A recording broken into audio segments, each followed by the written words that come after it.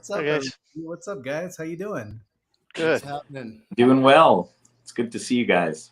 Great Definitely. seeing you guys. I missed you guys, man. I Yeah, haven't, where you been, Gabe? right? Every week, something else. But yeah, thanks for everyone jumping on. Kind of impromptu little collection wars midday to talk about Andor a little bit, do a little update. So Sweet. thank you. We got Joel Hi. joining us. Thank you, Joel and Joseph. Thank you. Good to see you guys. Please excuse I'm at work actually at the hospital tonight, so That's very cool. I can't stay on for too long. Otherwise, people are gonna die. Yeah. Hey, when has that ever stopped you when we were talking models? That's right. What's more important, right? Andor or these people in the ER? Right? Hey, and guys that are tuning in, thanks for. I know this isn't our normal Saturday night, but so I know that Brian's been trying to hop on and he's having a little issue. Gabe, I'm not sure. He goes to the Collection Wars. Yeah, the Facebook. It's in the comments. He just clicks on it. It's probably best to use Chrome, or like if you're on a Mac, it's probably the easiest way to do it. And Steven, if you have time, you're welcome to hop on. All you guys are super cool. But yeah, guys. So first off, the four of us is it. I know Joel's seen it. I know Gabe. Joseph, have you seen Andor? Yeah, I actually watched it last night after I got home from work, and yeah, so I'm all caught up. The 3 episodes. Yeah, cool. Awesome. Yeah, because that's the first thing, right? We should have like a big spoiler alert. Yeah, spoiler alert. Yeah.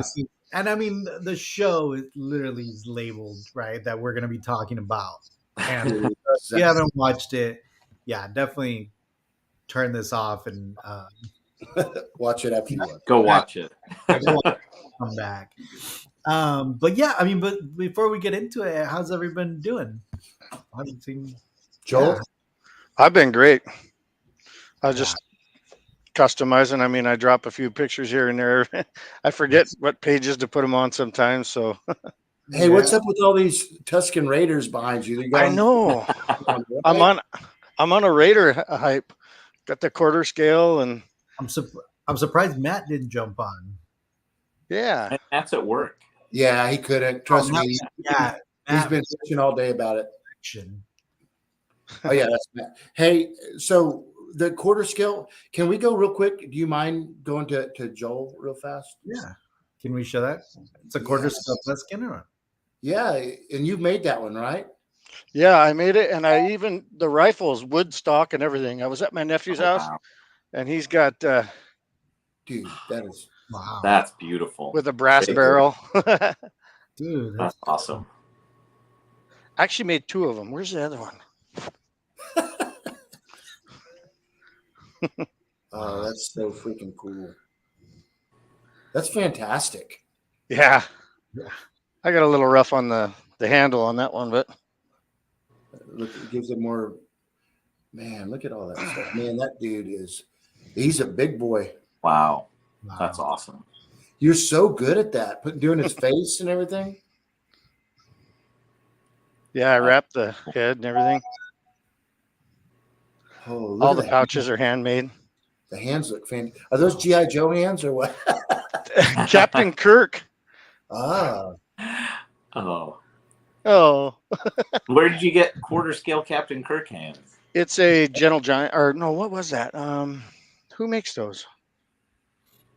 I'm trying to think who makes those quarter scale figures. I've never seen a quarter scale Captain Kirk figure. I got a whole bunch of phasers and stuff if you want them.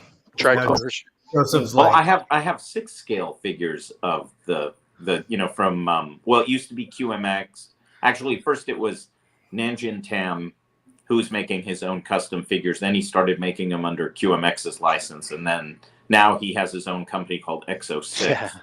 Diamond Select. Diamond Select makes them. Were they figures or just statues? Nope, they're figures. The body is Captain Kirk, the whole thing.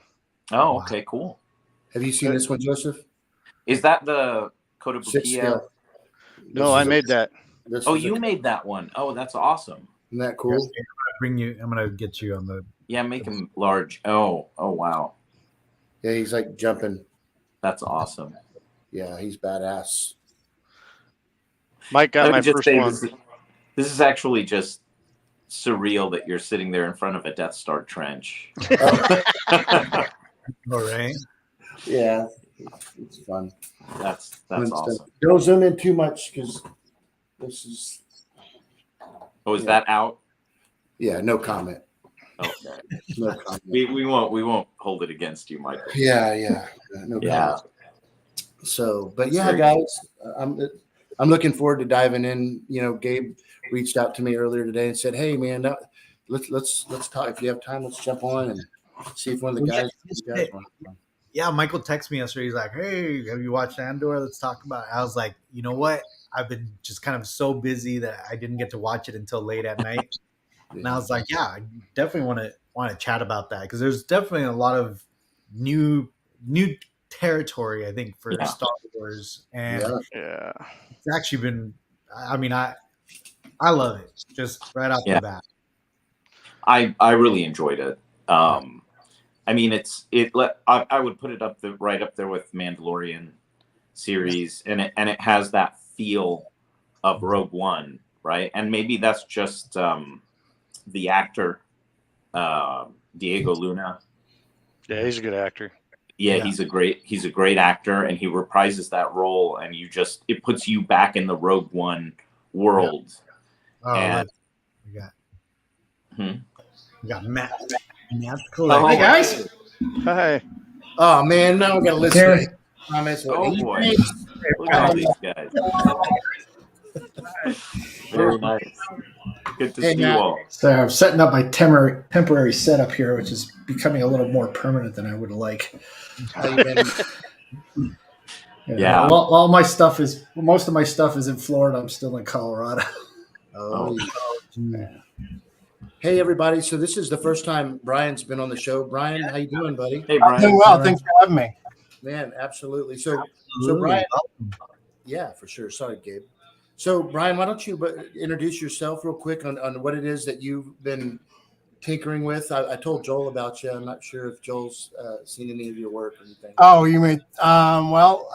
Since COVID, I got into. I'm a graphic designer and photographer, and I got into making. Well, my wife bought me the first Mando and the IG-11 from Hot Toys, and I was like, "Oh, I'm going to make a diorama."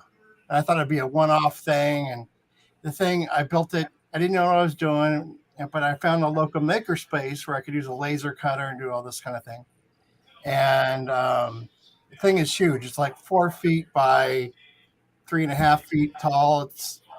It's the blast door from the first episode of Mando. And then I just kind of went down this rabbit hole of Hot Toys. I really got into those, and I've been making 6-scale Hot Toy dioramas for Detolf and making them for myself mostly. And then I've had a few commissions here and there. People have reached out, but that's where what I've been doing since COVID. The community is pretty much welcomed you on, right? You've been talking to Jens quite a bit.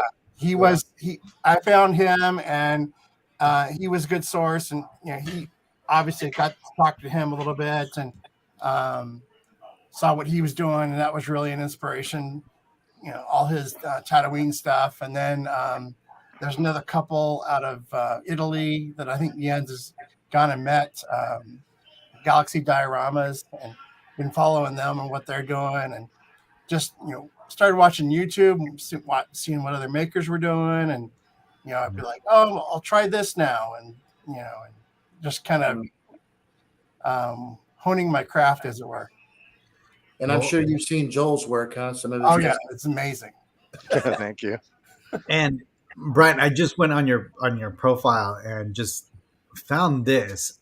I mean, I gotta show this because obviously with season 3 coming up soon, you did a diorama of Bo-Katan. Oh, that's so cool. Yes, that I saw that because I had Bo-Katan on order, and I made kind of the front of the command deck or whatever for the ship. Was it Moff Gideon's ship? And I thought I saw that in the trailer, and I'm like, oh, I got to make that. And so I've been teaching myself Fusion 360, so I rendered the chair and the I guess the urns or whatever they are, and then everything else is foam, and just cut it out, and then use some of the stuff that's this. Yeah. It's That looks amazing. Beautiful, dude. and then kind of lit the background with some LED, and then I found a photo that I thought could work. Yeah. I couldn't find that exact kind of photo that was in the trailer, but I found a photo that could work for the background. Put that in there, and Man. it's That's beautiful. That's gonna be popular. You're right. As soon as I think they already showed it in the trailer, right? Like in the extended trailer. yeah. Yeah. So I'm sure that's gonna be something people are gonna be hitting you up for. Yeah. Oh yeah. Yeah. I'm I think I've done probably, I don't know, 5 or 6 different commissions, and some stuff I had that I ended up redoing and I sold that. Is that like 1/6 scale? Yeah. Or it's Cool. a little smaller because it has to fit in the detail. So it's just Okay. about like 5.5 or something. Yeah. Cool. Very cool. I'm gonna just pull up. Let me see if it'll let me log in, but I don't know. I was hoping to. I'll probably get a hold of you. I'll tell you what, Brian, this guy Joel, man, he's like a Frankenstein. I call him Sid for short because he kills all the toys, but man, he brings them back in a whole new level of badass. Yeah. Thank you. Your stuff is pretty amazing. And I was looking at what you were doing with the what's the God, my mind blowing here. The Rancor, what you were doing with the Rancor, and all the work you put into that, and some of the other figures, it was really, really quite amazing. I'm actually printing another Rancor. Nice. So I know we're not gonna. This isn't a 6 scale show, obviously. Yes. Dive into Andor, but just one last thing, if Gabe doesn't mind. The first picture I sent you earlier of Izzy's completed detention block. Yeah. Oh, Right, and the extra panels. Yeah, I'll show that right now. It's amazing. Have you seen it, Joseph? yeah. He sent me some pictures. Yeah, he sent them to me too. Yeah, it's really cool. Let me see if I can. Yeah. And by the way, Joel, I talked to Austin the other day in the UK. Yeah. I saw your commission B-wing. in progress. Yeah, my B-wing. Yeah. Looks B-wing. amazing. Yes. And I got my X-wing cockpit. I'm hoping next time I'm on the show, when I'm at home, I can show you guys. It blew me away. I have full. Wait a minute. Whoa. What are you doing? You're doing a B-wing cockpit? And he's doing that for me, and then I fully intend on finishing it. Yeah, and I got the rest of the B-wing. Oh my god! And I got the X-wing cockpit from him, and Yeah, we worked together on that one. It's got a functioning view screen in it that's playing the targeting animation. Yeah, mine does too. Yeah, second. Dude, that is so freaking cool. Nice. Yeah. Well, Gabe, I can send you some pictures of it, but it's just not lit up. So I'm having a little trouble because I'm on my computer. On my laptop today. Mm-hmm. And for some reason it doesn't want to share like the images, but I'll just download them to the desktop and show you guys. Yeah, Okay. You want me to send you these, Gabe? It might be. Can you email them to me? Yeah. I wonder if they're on Collection Wars. I'll need your email address. Just do thecollectionwars@gmail.com. The Collection Wars? The Collection Wars. All right. Wait, did you say the? Yeah. THE? Okay. Yep. The Collection Wars. Okay, let me get those to you right now. All right. So here's the. Now is this the one you received, Michael, already, or is this? Yeah, no. So this is the first one, the first completed one with the Collection Wars edition panels, and then this is the before it's lit, and there it's lit. Oh, that's cool. Yeah, That's really cool. And that is Matt. That's 6 scale. So you know. Hold on, I gotta see this. Sorry. Yeah. Yeah, it's pretty cool. That's nice. That's awesome. Yeah. Yeah, I think he has 5 left in his to go before they're sold out. So, and I think So he's he's got doing good. almost done with the first 5. Yeah, he's just such a perfectionist, like a lot of you artists are. It's just crazy. I'm a slob. I just cut it and slap it together. Well, with what you do, that's okay. That's hilarious. Yeah, I know Matt's throwing one down real quick. He's watching right now. Yeah, it does look great. So, you want to jump into Andor, Gabe, or what do you want to do? Yeah. Let's jump into it right off the bat. Well, So first, did you guys obviously watch all 3 kind of back to back? Yeah. Like 5 times. Yeah. So I guess let's just go through it. Like, what did you guys think? Let's start with Brian, since you're. I loved it. I thought it. I liked having all 3 of them because it felt like that was like the first act. Yeah. We got to finish the first act, and I liked it.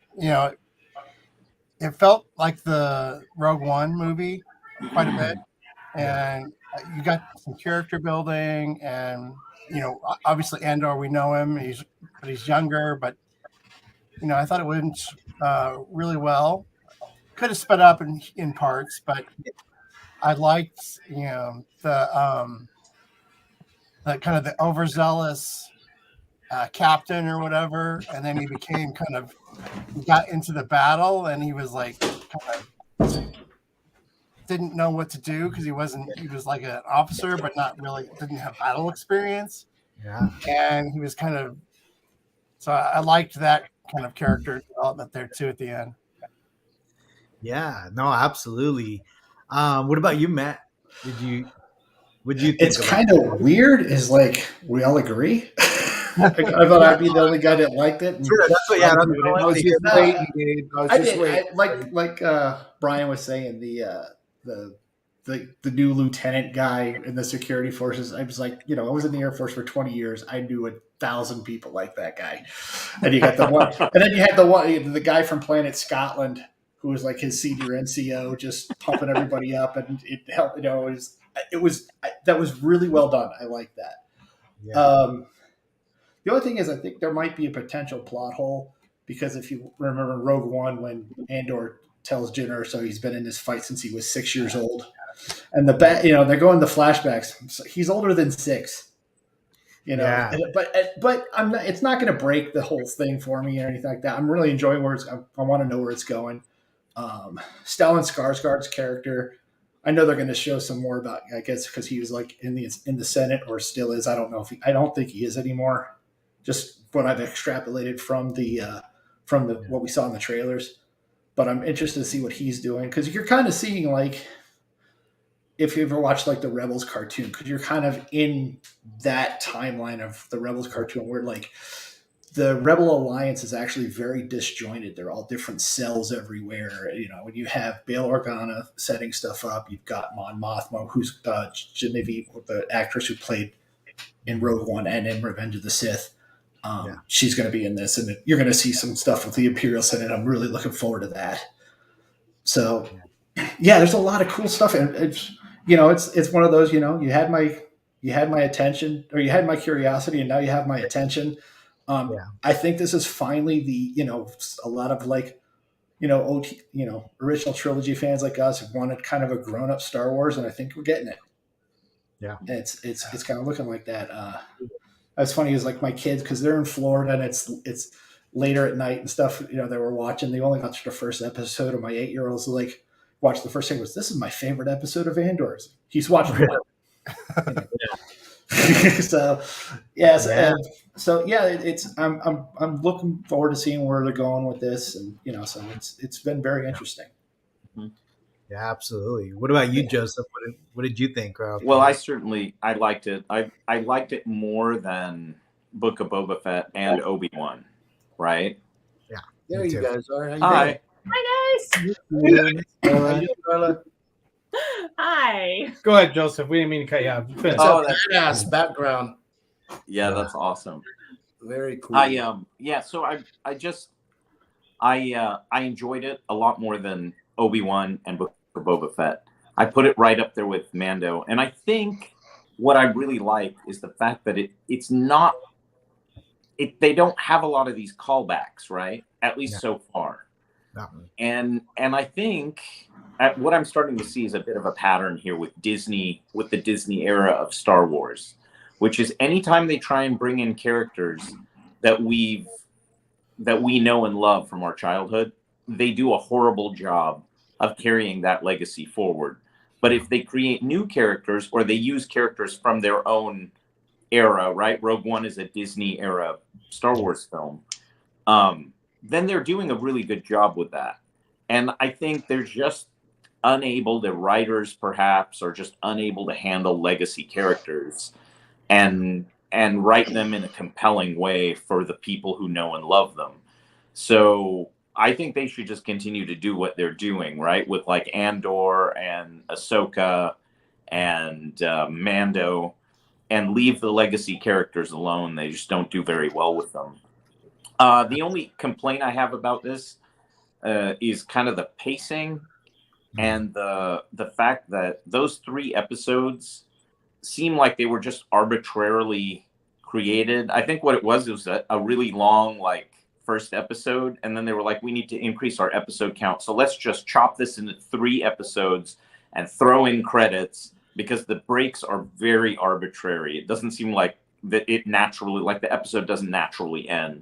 I think that's probably why they presented the first 3 episodes the way they are. I mean, it's a complete arc. It takes you through, you know, his origin to the entry into the rebellion, and I think it's really well done. Yeah, well said. Oh, and that droid I like too. It was really cool. These droids.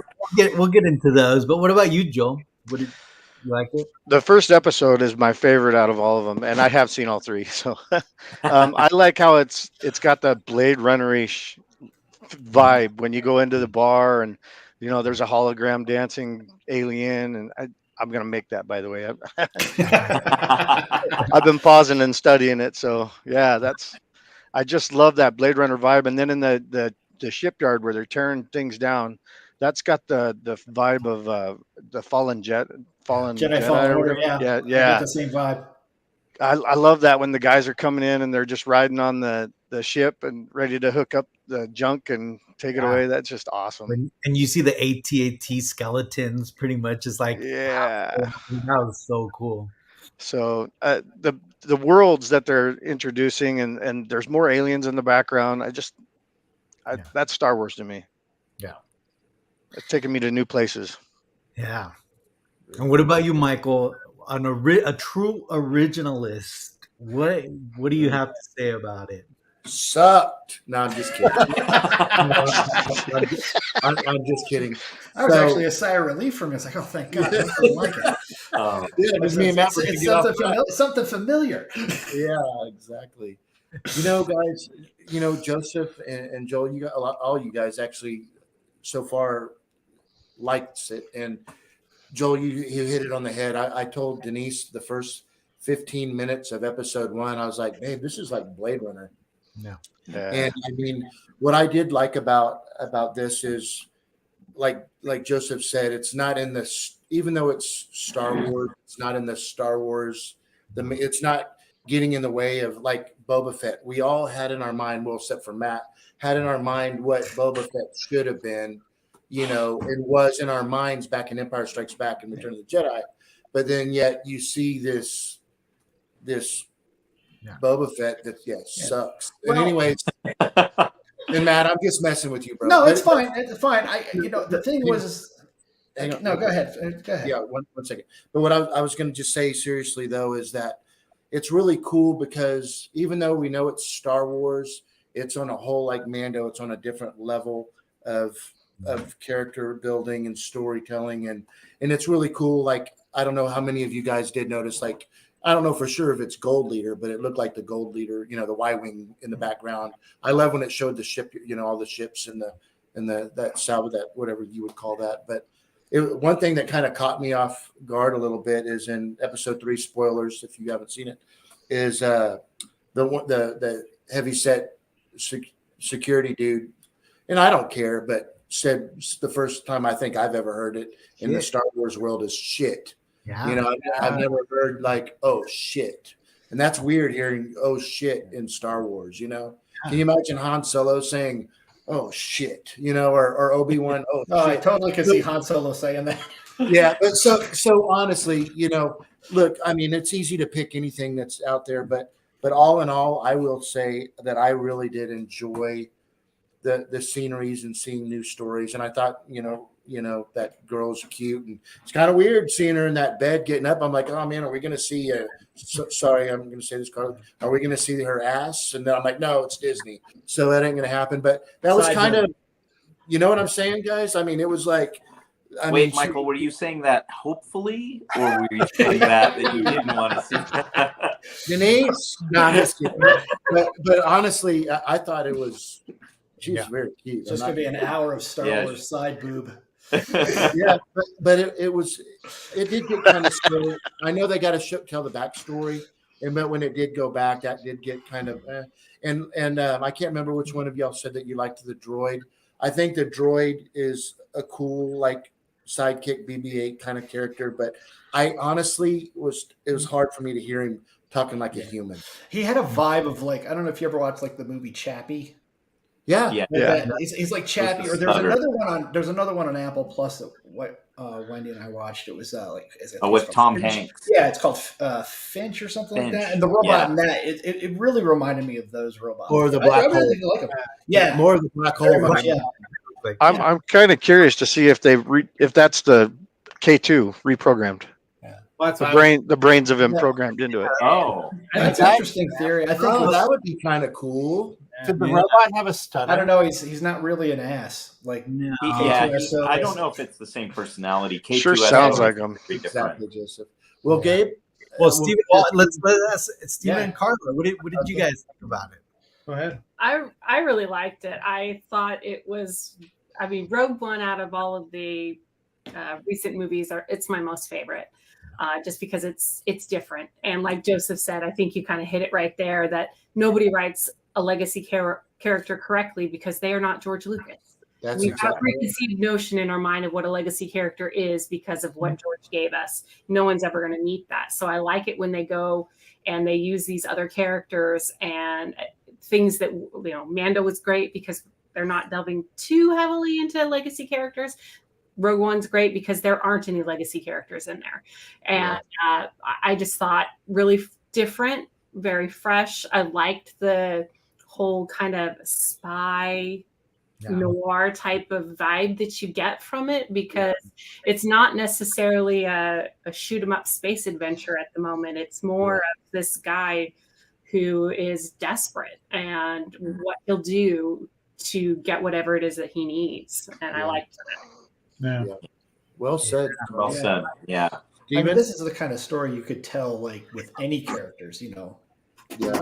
It's something I've wanted Disney to do since they acquired Lucasfilm. Tell stories. There's a huge galaxy of stories to be told in all the eras, whether, That's what I was going to say, Matt.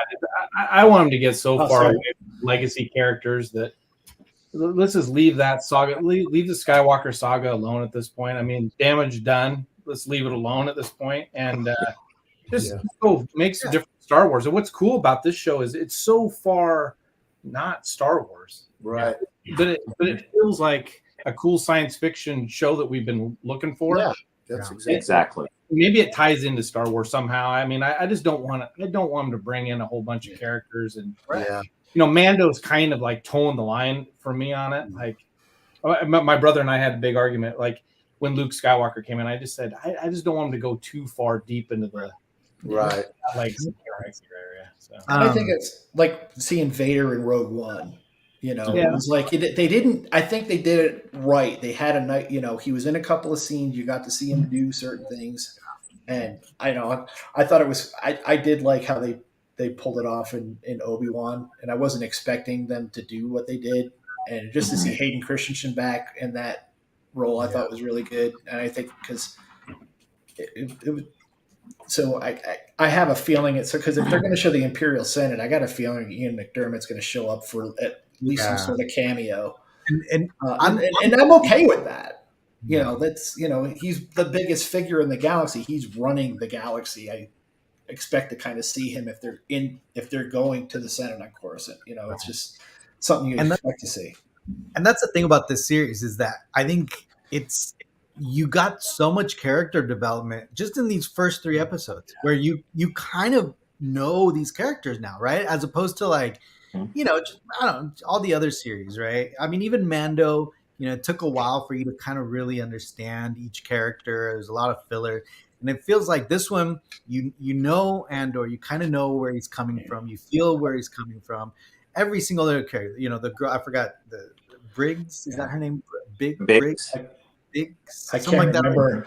Other than Cassian's name, I really don't know. I've only watched it once. I haven't really pulled down the names of anybody yet. Very, right, like even just the storyline, like, right, there's this weird, like, jealousy, and there's, like, the co-work, right? And then you can tell that they used to be friends, but then there's, like, this weird jealousy with them and betrayal. And then, like, like Matt said, like, even the bad guys, right? Like, they're real. Like, they're almost like, it's a clumsy character because he's not really like evil in a way. He's like, he thinks he's doing the right thing, right? So he's really passionate about going after the murder of these 2 bad cops, right? And again, it goes back to like, it's a realistic story, right? He's looking for justice. He's a beat cop basically out, and there's bad in the mid-rim or whatever like that, right? That are gonna shake down some dude, and then the fact that that Andor straight up just kills that dude. Like, I knew that was going to happen.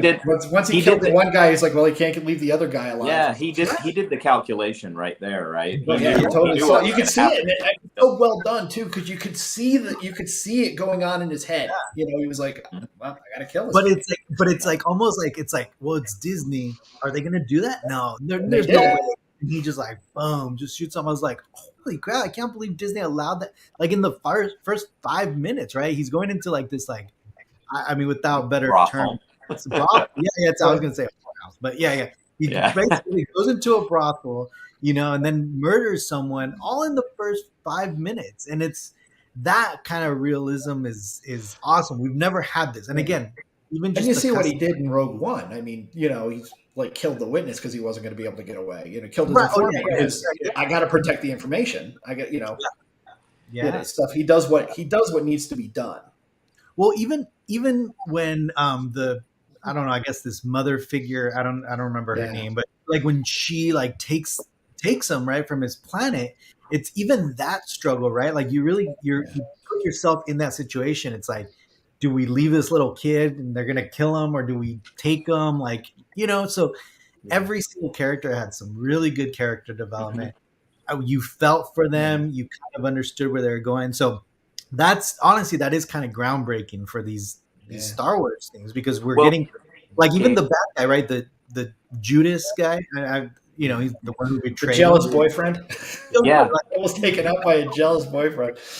But Gabe, I just want to interject.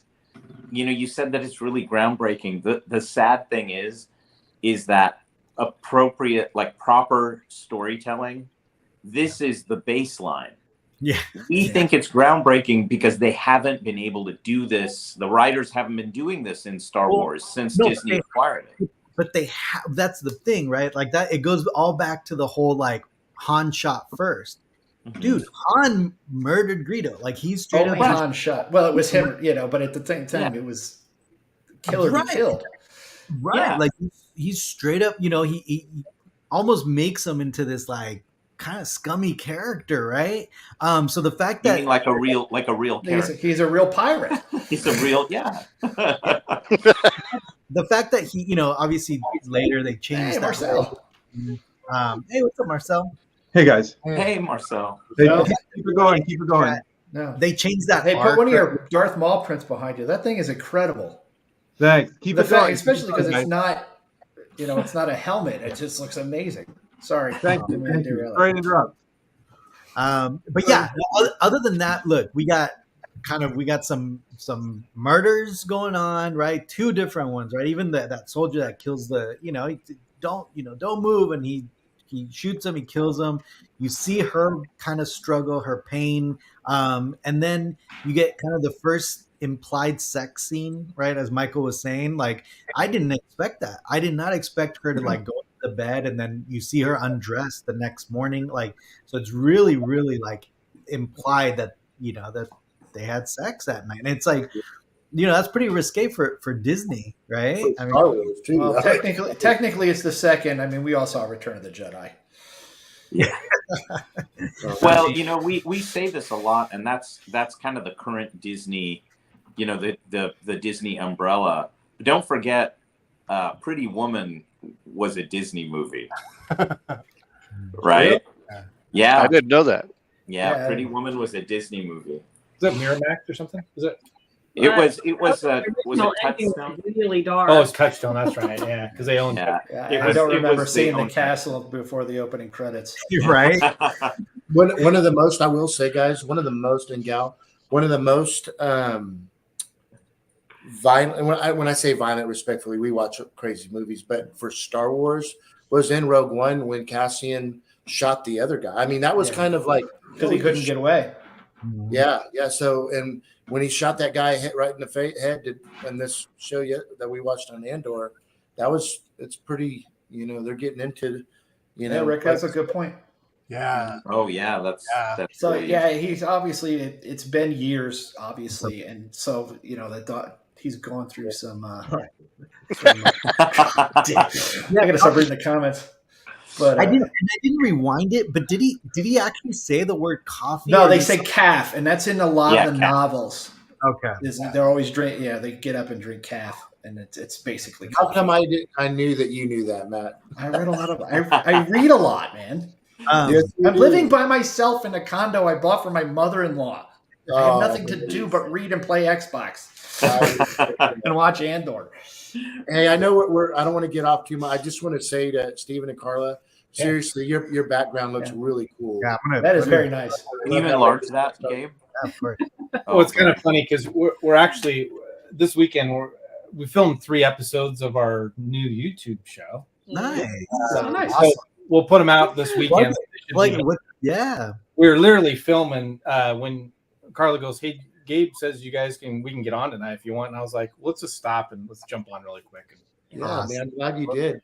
So is that going to be your guys' background? Is that going to be like your part of it? Part of it, yeah. Yeah. Very cool. Good. This would be I'm cool. thinking the Indiana Jones figures. Yeah. Just keep Indiana Jones up all the time. Yeah. Just remember, there's Raiders of the Lost Ark, and then there's every other Indiana Jones movie. They're totally different. They are all radically different from Raiders. Okay, we're not gonna get too far. Okay, sorry. So, yeah, guys, it's really cool that. I think that everybody we haven't gotten Marcel's point of view, but I think all in all, just real quick, I was talking to Izzy because he wanted to hop on with us, but had to get up real early. But he didn't like them and the reason he said he didn't like them is because to him they weren't Star Wars enough. So everybody obviously is going to have an opinion on it. But so I think so. The producer, I think it was the producer. One of the producers. I think early on, like I think the quote is something like this is a show for people that don't give a shit about Star Wars, and I think he used like those words. But I mean, that's a great thing. Even my wife, like my wife sat there and watched it. She loved it, right? And I was like, did you notice there's no Star Wars in it? Like you didn't see stormtroopers kind of in the back. Not yet. They're coming. Well, I'm sure. Yeah. But right now, there's no Star Wars. You didn't see any lightsabers or anything that's associated with Star Wars. I mean, you saw the skeletons of ships that are kind of, you recognize them and you're like, oh yeah. I missed that, Gabe. I didn't. Yeah, there's a Y-wing in one of them. Just kind of looking. Yeah, there's a lot in that scene with the scrap yards. Yeah, kind of like Solo did background shit going on. Yeah. They're like cutting up like a Star Destroyer from the Clone Wars. Oh, really? Is what that was. That's what it looked like to me, anyway.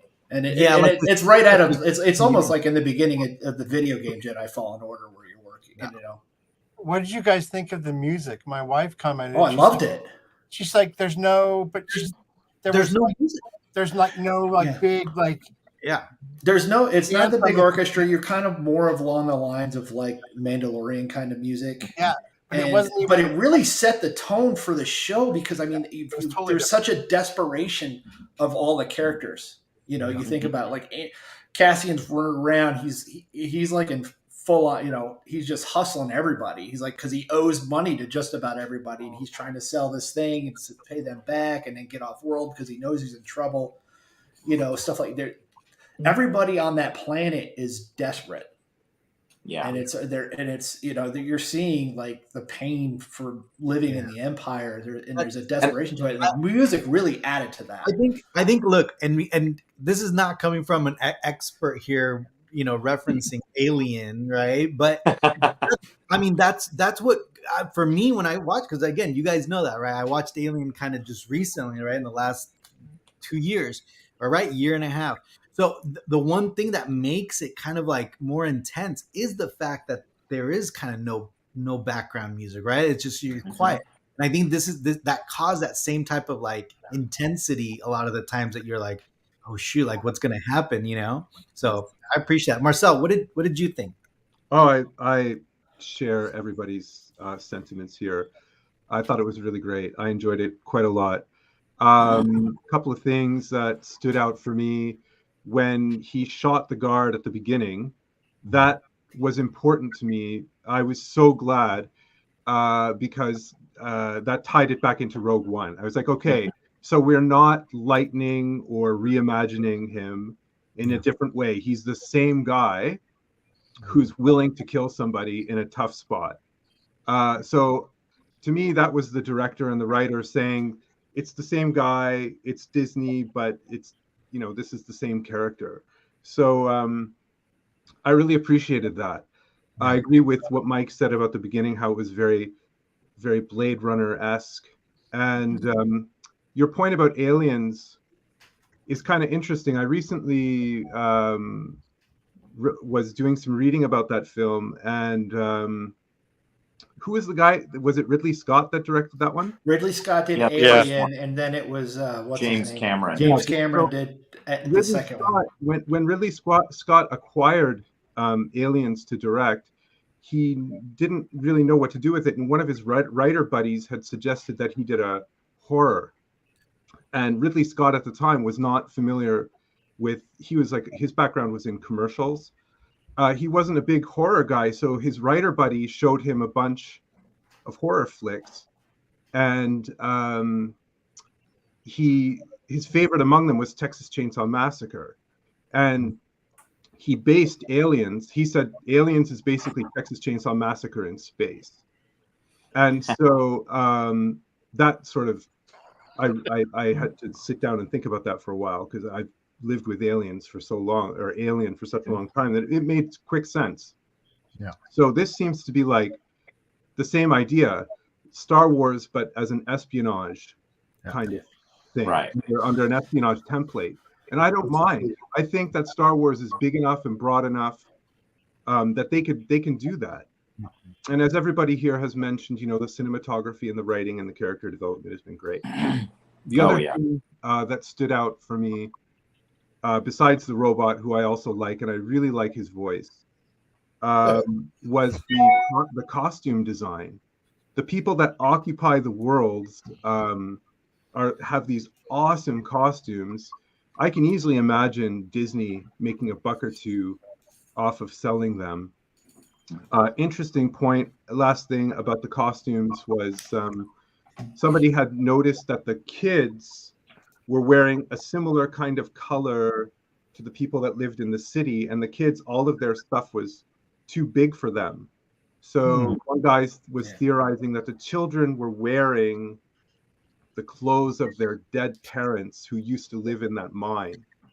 And That's possible. that actually, Marcel, you bring up a great point, because I think Matt, you were saying that the plot hole, right? Because of the 6 years old. Yeah. I think that's where you could kind of, because remember when he goes over the horizon and you see the mine, there's this moment where it's like kind of the music swells a little bit and he looks. So that kind of implies that there's a past there that these kids probably went through some shit. Well, they said that there was a mining disaster, and then basically the planet became toxic and unlivable, so they that's what evacuated. the Empire, right? That's like what the Right. Empire said. So that's why I'm saying it was probably an uprising where like they try to, you know what I mean? Like, Yeah, it's I'm a good sure- point. You know, Yeah, I think they'll flesh that out later. I just right now it's like we just don't Right, know. right. That's the But, second time they've used that exact same excuse because they used it in Rogue One, didn't they?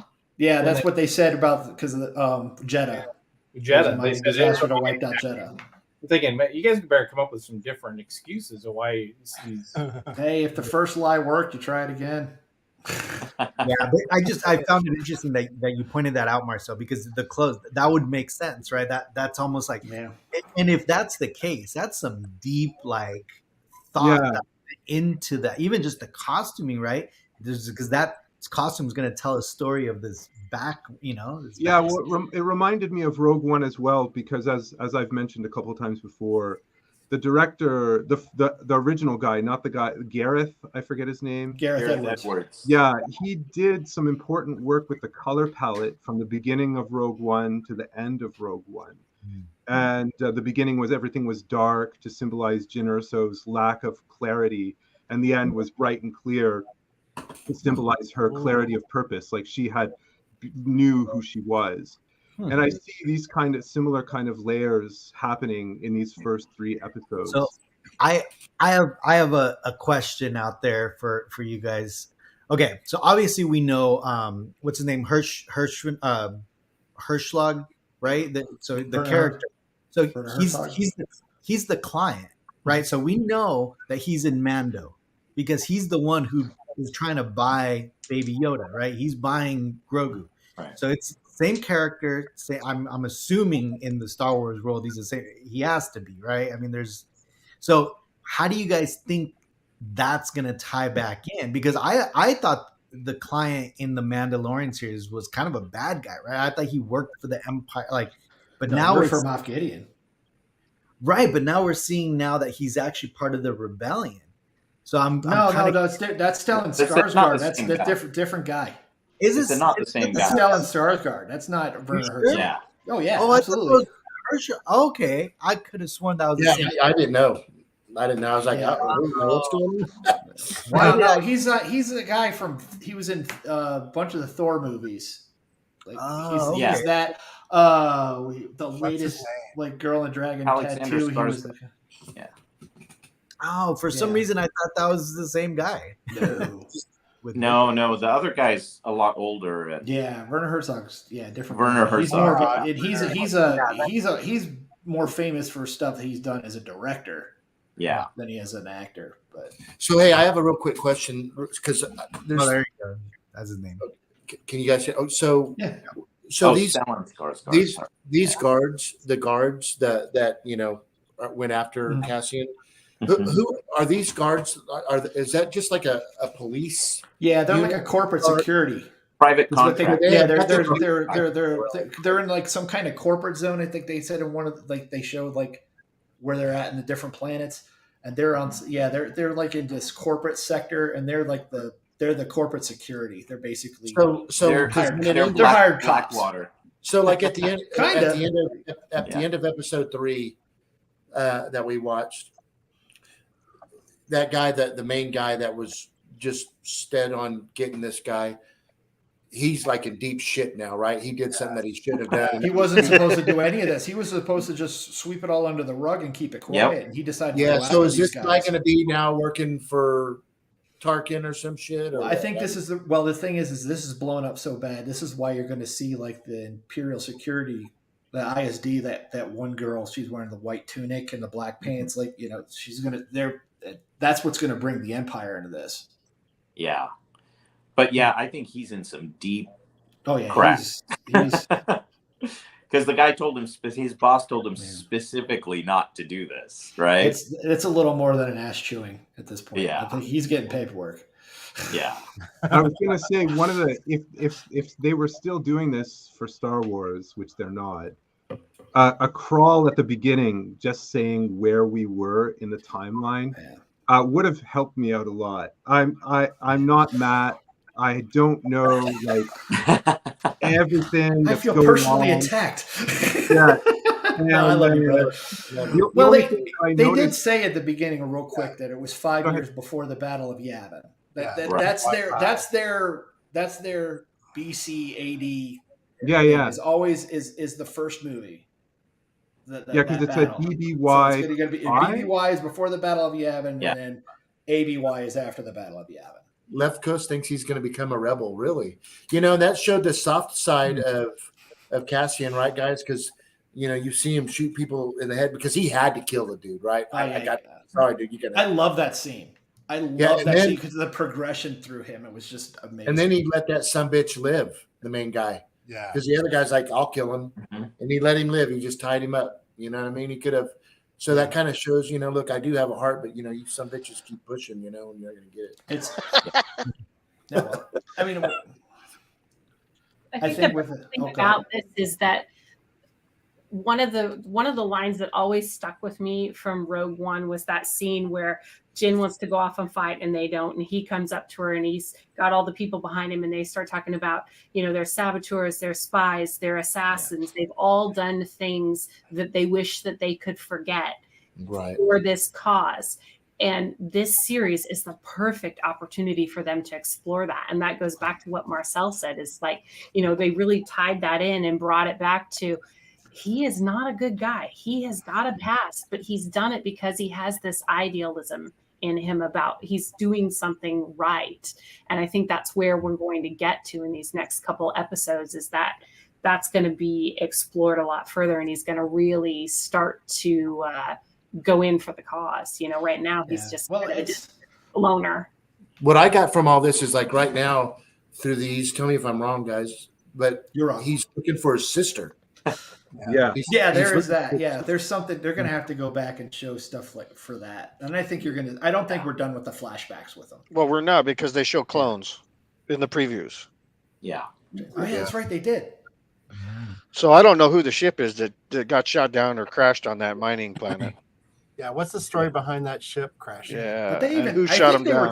They were talking about, like, they were saying Republic forces, so it's almost like it's before the end of the Clone War, or it's during the Clone Wars. Right. It's got to be, because it would be in that time frame. Well, I mean, this is 5 years before the Battle of Yavin, right? When he's old.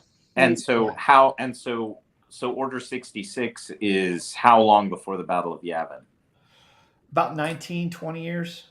Okay, so that's fit. And how old is he? Right, he's like 7 or 8 years old in the flashbacks, and he must be 30 plus years old now. So at the time he was on that planet, it was a time of war when the Clone Wars were going on, because those people weren't necessarily Imperial officers, right? They were I don't know, they're yellow skinned people. Well, I think they said he was 21 years old. Yeah, they did. 28? I think it was 27 or 28. Oh, okay. Yeah, I guess they had separatist symbols on the. Yeah. So anyway, guys, I hate to have to break up the party, but I'm gonna have to go save lives. I have to. I should probably take care of it. I've already heard two. That virtual background is really cool. Yeah. What? I got to talk about this virtual background. This is what I'm doing right now. Hey, Gabe, I think I've already heard two flat lines in the background. Go blue. Go blue. Yeah. In a minute. Hey, Joseph, always good having you on, bro. Thanks for taking the time. Yeah, great seeing you. Hop on and Great to be here. Joseph. We'll have to do another show soon. I've got a ton of stuff to share with you guys. So yeah. Well, okay. You take care. We'll see you later, Joseph. We'll be on Saturday too. So okay. Yeah. See you, brother. Later, man. I just want to say one thing. The chances are I'm going to sleep in tomorrow thinking it's Sunday, because we're on this. Things are going to be all messed up. I got to go to work. Yeah. No, yeah, we figured we'd just jump, today, just do a quick one and just kind of talk about it, just because, I mean, that's, I don't want to spoil, like, we can't really talk about it, like, out in, just in public, because a lot of people haven't seen it. So, it's always great to get feedback and kind of other people's opinion that have seen it. And hopefully nobody kind of accidentally watches this and gets some weird. But No, they'll see, and like you said in the headings, it's good. yeah, I go through this whole thing of trying just to completely avoid the internet until I actually see it. Yeah, yeah. for sure. That makes sense. I mean, there's a lot of shows there's a lot of like different shows they do which are they're great content. I'm subscribed to them, but there's a lot of their content I can't watch right away because they do go into. I try to go in spoiler free for everything, other than seeing the trailer and speculating from that. I don't want to know anymore. But there's guys, oh, we got this leak and that leak, and I'm like, I don't even want to know. So, Stephen and Carla, real quick, I was just going to ask you guys. So, first off, congratulations on y'all's new little show. I hope y'all are having fun with it, because that's what this community is all about. And so, do you guys have specific topics, or y'all? Because you guys have a really unique collection of toys, from the Western stuff. So, are you guys just going to be talking toys, or what is it that you guys are going to do? Toys and kind of pop culture, and Carla's going to go through a bunch of her stuff. I mean, we kind of figured we probably got quite a few episodes, that we could probably do. The funny thing is now we're looking at like we would do an episode of something, but like I kind of want to complete a couple things. Yeah. So now I'm out there like trying to complete some lines. It's a good excuse to buy more stuff. Yeah. I know that's Steven's thing, but it might be your thing, Carla. But hey, I think you guys are doing a great job, like what you're putting into it with the backgrounds. And I remember you brought it up to me one time talking on the phone, Steven, and I want to say thank you and Carla for everything that you guys in regards to my mom and sending the gifts, and you guys are super classy. Yeah. I mean, we felt for you when that was all going on. So, really appreciate that, man. That's what this community is all about, right? Yeah. Well, and everybody has been so great, and we've met a lot of really cool people, and it was just like this could be another layer, in our collecting hobby and allow us to expand out. I mean, you kind of, when you're not in a collecting community per se, you kind of think, am I like the weirdo because my house is full of all this stuff? And then you meet all these other people that have lots of really cool collections and start talking about stuff and know the same kind of details that you do. And you're like, oh, these are my people. Yeah. So you're not that crazy. Totally. Well, she's crazy. Steven, a Padawan collector, he makes a lot of videos about the spaces in his collection. He features the items that he doesn't have, and that creates a lot of opportunities for videos for when he actually completes X, Y, or Z thing. Yeah, I really enjoying his journey, because that's what he's documenting his journey to collect all of the vintage stuff, and that's awesome. What was a tricky thing when we were talking about? We're like, we could do this, but what are we going to do? I mean, there's so many cool shows out there, and we watch all of them. And it was trying to come up with something original, something different than everyone else was doing. And it's still kind of difficult because it's more about stories about us and our hobby more so than the history of the items, because you can watch a lot of shows. Hey, how you guys doing? Hey, Ben, is the mic working? Hey, Benjamin. It's good to see you. We can hear you. I've been watching you guys and haven't gotten to actually talk to a lot of you. So this is awesome. Welcome. Yeah. I want to hear what your thoughts about Andor and kind of your observations. Can you hear me all right? Because I didn't have a chance to raise. Yeah, we hear you just fine. Okay. No, I'm actually loving it. I really like the world building. I love how much work has gone into all the background props and the set decoration. I love seeing them make coffee and seeing all the different things that we kind of take for granted that's messy on our desks and things. It's just really, really cool. It almost feels like Born Identity, like the origin story mixed with a little bit of Blade Runner. So it's not, action packed the first episode. And I think people that are saying it's boring are just kind of desensitized by Marvel movies and expecting, finales every, finale level events every 15 minutes. But I mean, I love Marvel, but I mean, I don't watch Marvel movies as much as I watch Star Wars. So I go back for Star Wars and Marvel. You want to see it in the theaters, and it's like explosions. It's a Michael Bay style movie, and well, even Rogue One, like you had to earn that. Like you earned the action scenes. Like it wasn't like fast paced the whole time. It kind of led up to that final. That whole movie was just build up to the third act. And I love Rogue One. Rogue One. I mean, I'm true to the original trilogy, but Rogue One's my favorite live action Star Wars to date. So, fleshing out some of the characters is really nice. We'll just have to see how it goes. I think the acting is really good.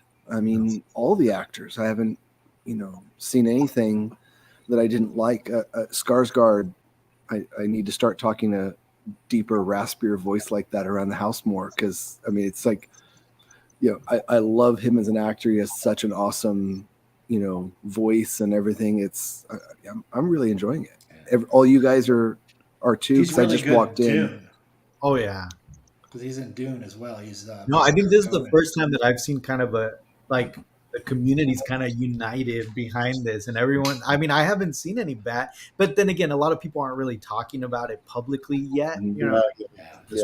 So I think I'm on my 4th time through watching all 3 episodes. Wow. So I've watched them all 3 times, and I was watching the 4th one or the first episode again the 4th time.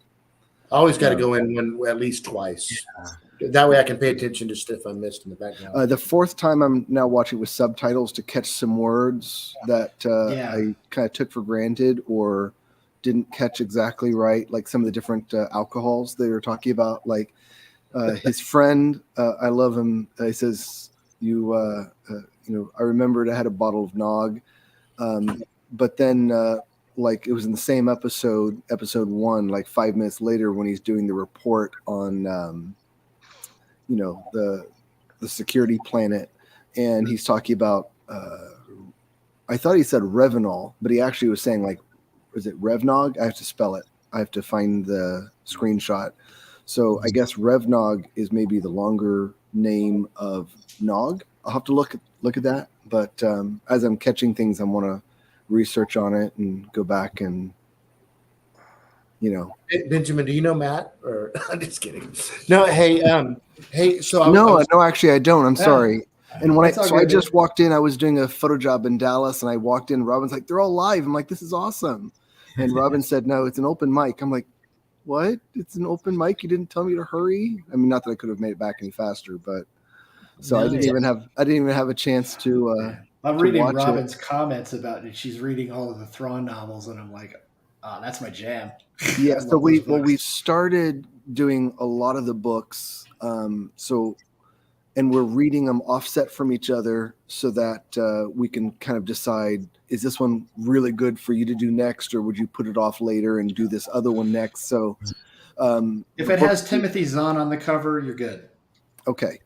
I got to meet him at Colorado Springs Comic-Con a couple weeks ago. Great guy. Cool. I was like, the only thing is like I have like the original, like I got it like back in '97 when it came out early 90s. It's like 91, I think. The original Heir to the Empire novel, and I want to get him to sign it, but it's in Florida. I'm still in Colorado, so it's like. Got it. So the ones that we've read, I was reading a lot, and then for the last couple of months, I've had to kind of buckle down and kind of work for a living, act grown up. But I was going through a lot of books. I think I did like 6 books in like 9 months, 8 months. So as much as I could. The ones that I did were Catalyst and Rogue One. The novelization of Rogue One was interesting because there's a lot of things that they unfortunately had to skip out of the movie, or that they just kind of skimmed past it so quickly that you didn't catch it. So like on Rogue One, did you notice that Bodhi Rook, the pilot, was from... he's from Jeddah. Yeah, from Jeddah. Yeah, because when he get him, he goes, local boy, yeah. Yeah, exactly. Yeah.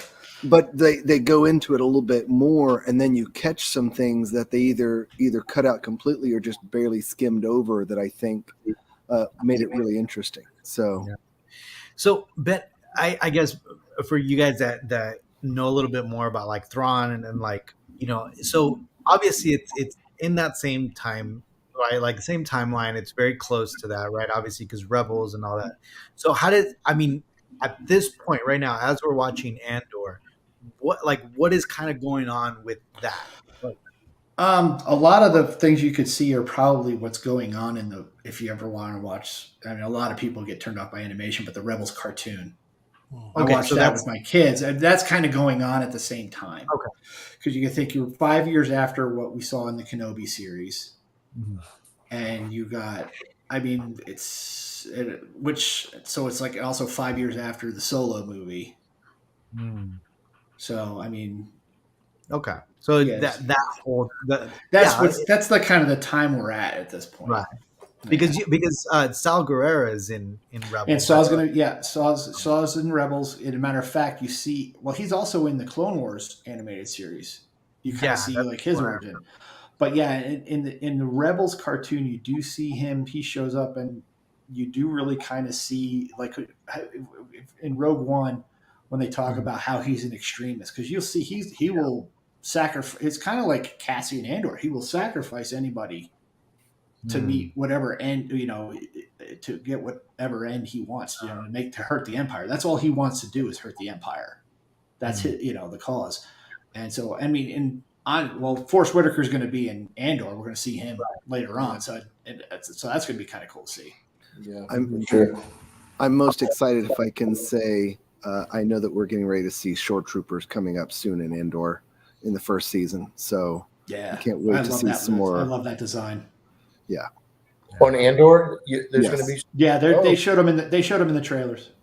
Very cool. I don't think it was in the trailers, but there's set photos of them filming in, what was it, somewhere in the coast of England, like Birmingham or something like that.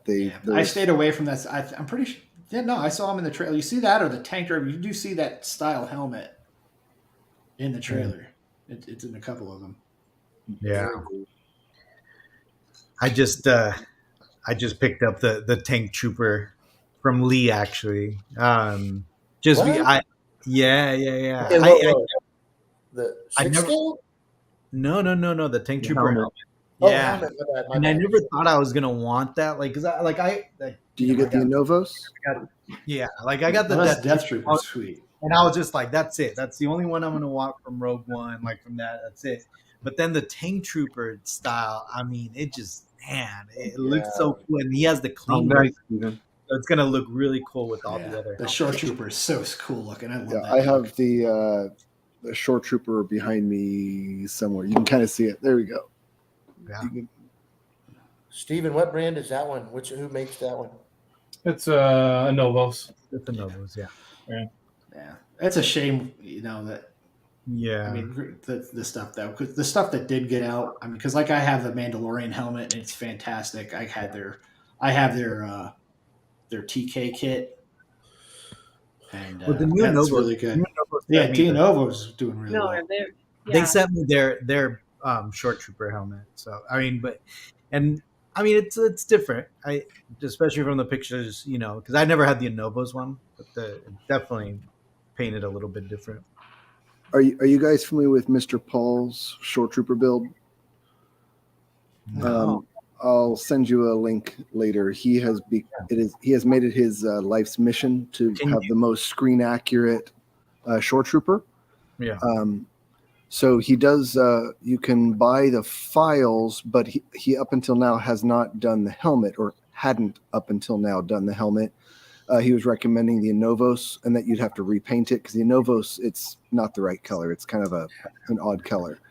But he's now finalized, like in the last 4 or 5 months, his own Shore Trooper helmet. But he won't be offering that as a 3D printed file. He's actually printing them himself and painting them with all of the correct layering techniques so it's screen accurate.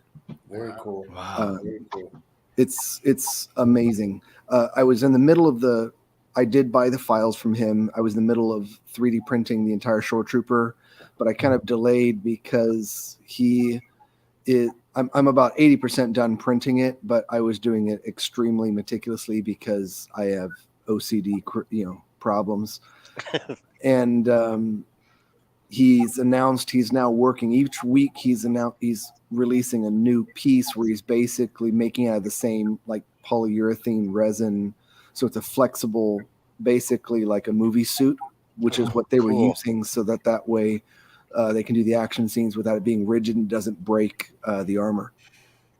So, but yeah, you definitely need to check his out.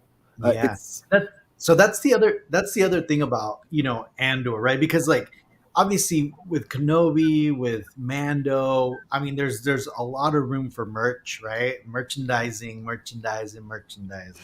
But I think Mike, that's from Spaceballs. Yeah, Mike. I didn't want to leave him behind. I know, but I feel like, I mean, not yet. Eventually, I'm sure there will be, but right now there's nothing. I mean, besides the little what is it, BMO, right? B2EMO or something. Yeah. Oh, yeah. Besides him, I mean, there's really not much that they could really. I saw someone had 3D files for the helmet, where the crews that were working in taking apart the ships. Oh, the little someone had those files online this morning, and I was like, wow, that was quick. That's actually pretty cool, though. Like, I mean, that'd be something that I'd wear to Disneyland. Oh yeah. Oh, yeah. Your mom know who you're. Oh boy. Yeah. Oh my God. So David. I don't want to say too much and take over, but we watched some of the makers, and one of the guys, Neil Ellis, posted this morning. It's really cool. Some of the different people that you follow. Once the show comes out, they'll start announcing, okay, so I designed that, I worked on that.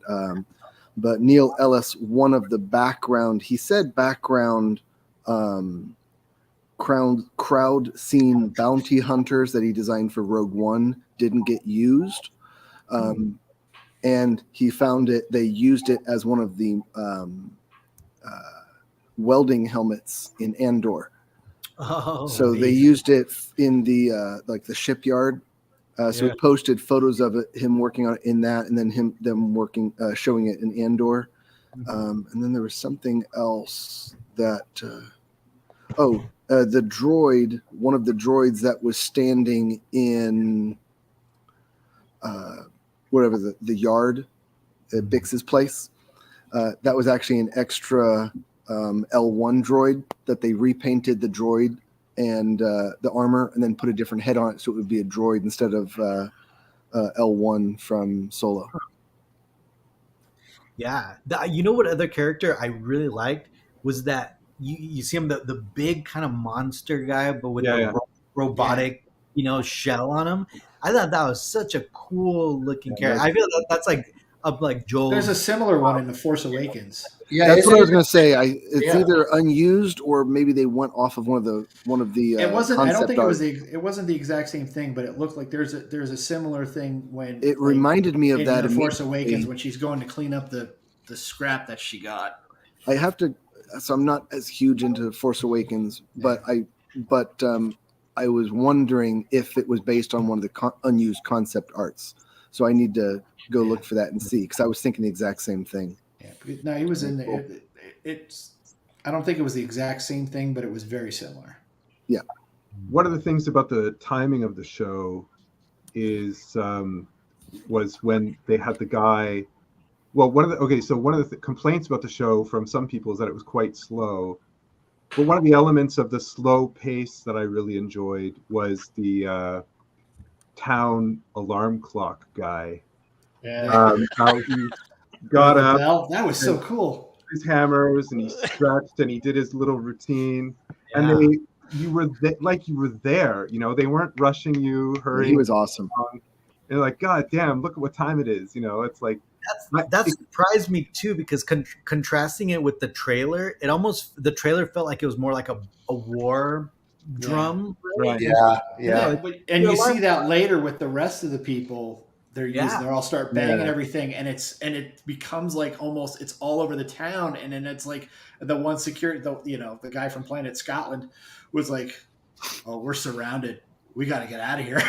So he just realized, because this is the guy, he's the veteran, he's been in, he's And been in that's this before, and he's like, oh, we're in deep shit. and that kind of goes back to kind of what Marcel was saying about the kids wearing the adult clothes, and there's probably this whole other backstory that they know that these citizens kind of uprose, and the Empire shut down the place, saying it's it's whatever, polluted or whatever they said, right? Like as to what Matt was saying, it's like, why are they so well organized in that way? Because they've had problems in the past. Yeah. And it's all psychological warfare, right? Because they didn't even actually attack them, right? It was just all for them to think that they were going to get attacked. So it was a way for them to definitely, like we were talking about the music before, it was a way for them to really build the intensity, and then they let the silence speak. I mean, it just went completely like pin drop quiet, and you were like, oh, they are in so much trouble now. Yeah, and the senior NCO guy knew it. He just was like, and we're in trouble. It was I thought that was great. And then you see stuff like Cassian's friend that he's talking to in the beginning when he gets back to home, and they're like, all right, I was with you last night, they go back and forth getting their story straight, and like when all that stuff's going on, he's the guy who ties the heavy weight to their transport, so that guy ends up crashing. So he basically, found a way to kill a guy, and it was just so because he knew Cassian was in trouble.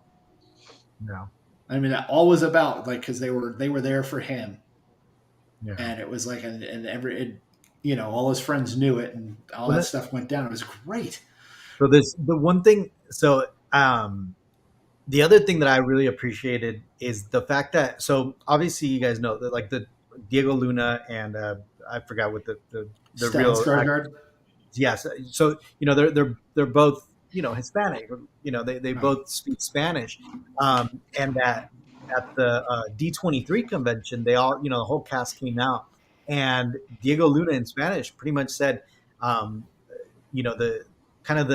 Hispanic community is going to get a treat because they're actually going to do their own dubbing.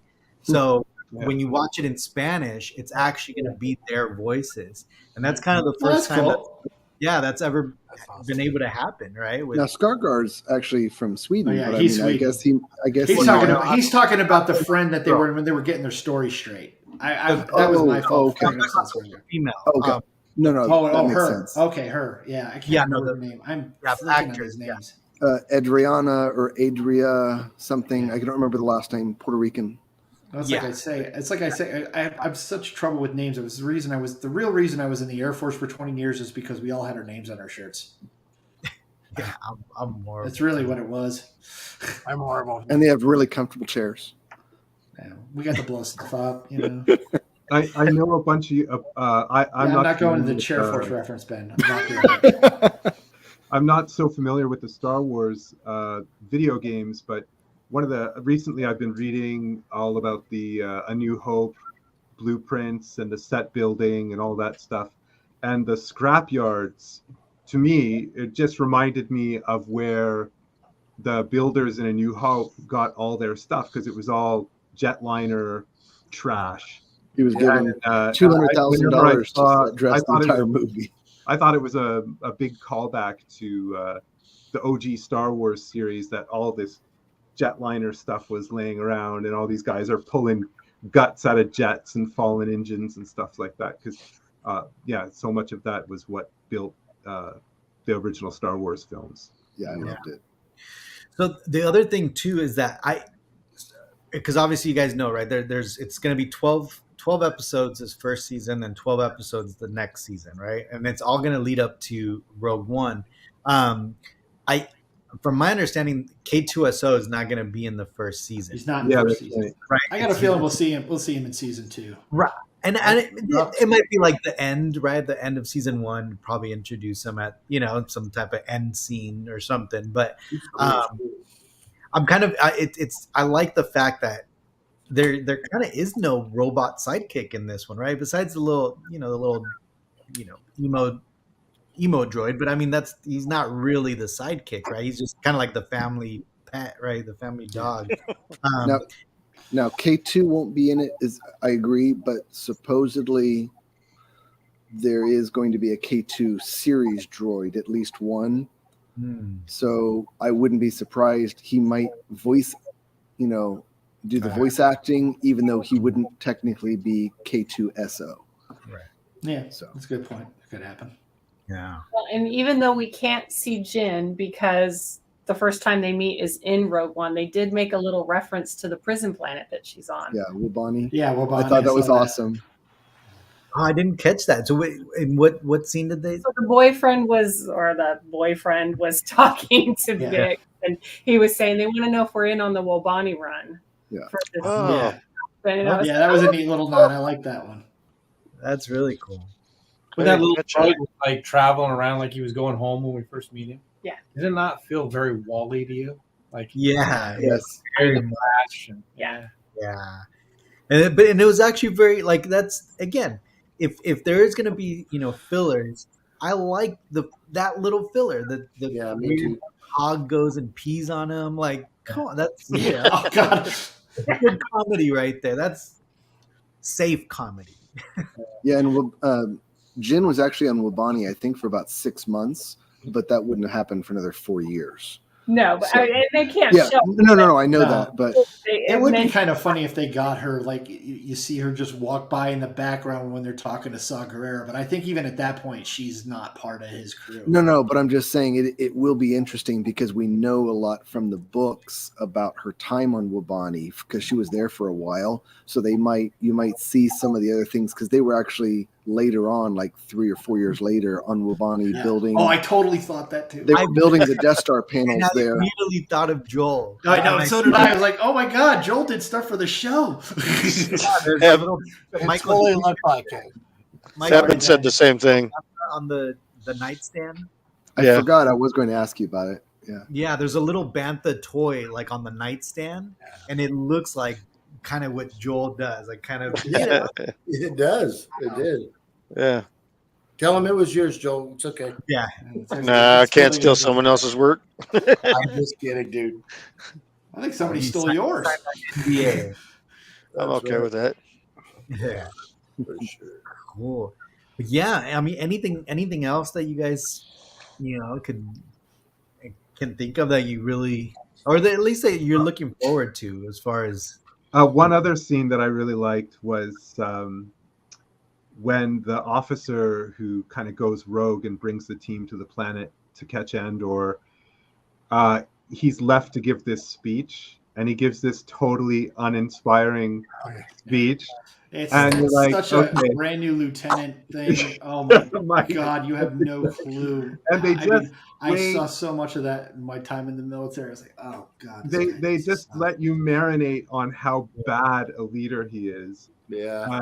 And of course the end of the 3rd episode sort of drives that home. So you could see how that's going to be fodder for him to, try harder and become even more extreme in his leadership techniques, to sort of compensate for those moments. So I'm looking forward to his character arc. Yeah. I'm just kind of going to be curious on how many people he gets killed. More people he gets killed. He reminds me of the brother from, Serenity / Firefly. He reminds me of the brother of the special girl. Oh, that But he actually serves a purpose. He actually does like good things. This guy is just, he is so much the brand new lieutenant that has never had any kind of, he's like the book smart, has no practical experience, and it's just showed in that mission. That's why, like I said, the other guy, the senior NCO guy, was like pushing him along and, hey, this is good. You're coming with this kind of thing. It'll be good for the men. And then when he's the first one to clap when the bad speech is over, kind of thing, because he's trying to keep his confidence up. Because but you can tell the rest of the grunts are like, oh god, it's like in Aliens, this is like the second combat, for the lieutenant, the new lieutenant for the squad. He's like, this is only like his second combat jump, and they're like, or combat all drop, simulated. Like, oh yeah, 5, including this one, all simulated. I'm hoping, and who knows if this will happen? Probably not. Do you guys think we'll see Tarkin like another I don't know if you'll see Tarkin. little. I mean, he might be alluded to. I don't know if we're actually going to see him. I thought I read he makes an appearance, but I'm not certain about that. Yeah, I stayed away from that kind of stuff. It'd be kind of cool, but if they don't, I'm okay with that. At this point, he'd still be governor, right? He'd be Governor Tarkin, right? So he's I mean, his character's in Rebels as well. He shows up quite a bit, and he's pretty ruthless in that. But he's still Grand Moff. He's in charge of the Outer Rim. Oh, is he already Grand Moff? Okay. Yeah, he's Grand Moff. He's in charge. He's a lot of authority. Yeah, I know you love Grand Moff Tarkin, Gabe, but I'd be super happy if not any of those characters made an appearance in this show. Or Yoda. If anyone's going to show up, it's going to be Yoda, Gabe's favorite character. Yeah. Sorry. I feel like you can't talk about the Empire at that time, right? Without mentioning the Emperor and without mentioning, Tarkin and maybe Thrawn, right? Like, I just feel like they kind of have to. Yeah. Well, the trailer had that other guy he was in Game of Thrones. He was one of the elder kind of religious guys or whatever in Game of Thrones, and he's been in a bunch of other stuff where he always plays this old man. This one kind of he's an English guy. Is he the officer that's holding the cup? Yeah, he's in that clip. He's sitting at a table, and I'm like, and it's the one where he's talking about you can just walk in. Is the voiceover. He's the one that's white and has like the metal epaulets. It's part of the ISB, the Imperial Security Bureau. Yeah, I'm excited. So I'm looking forward to his character. I like him.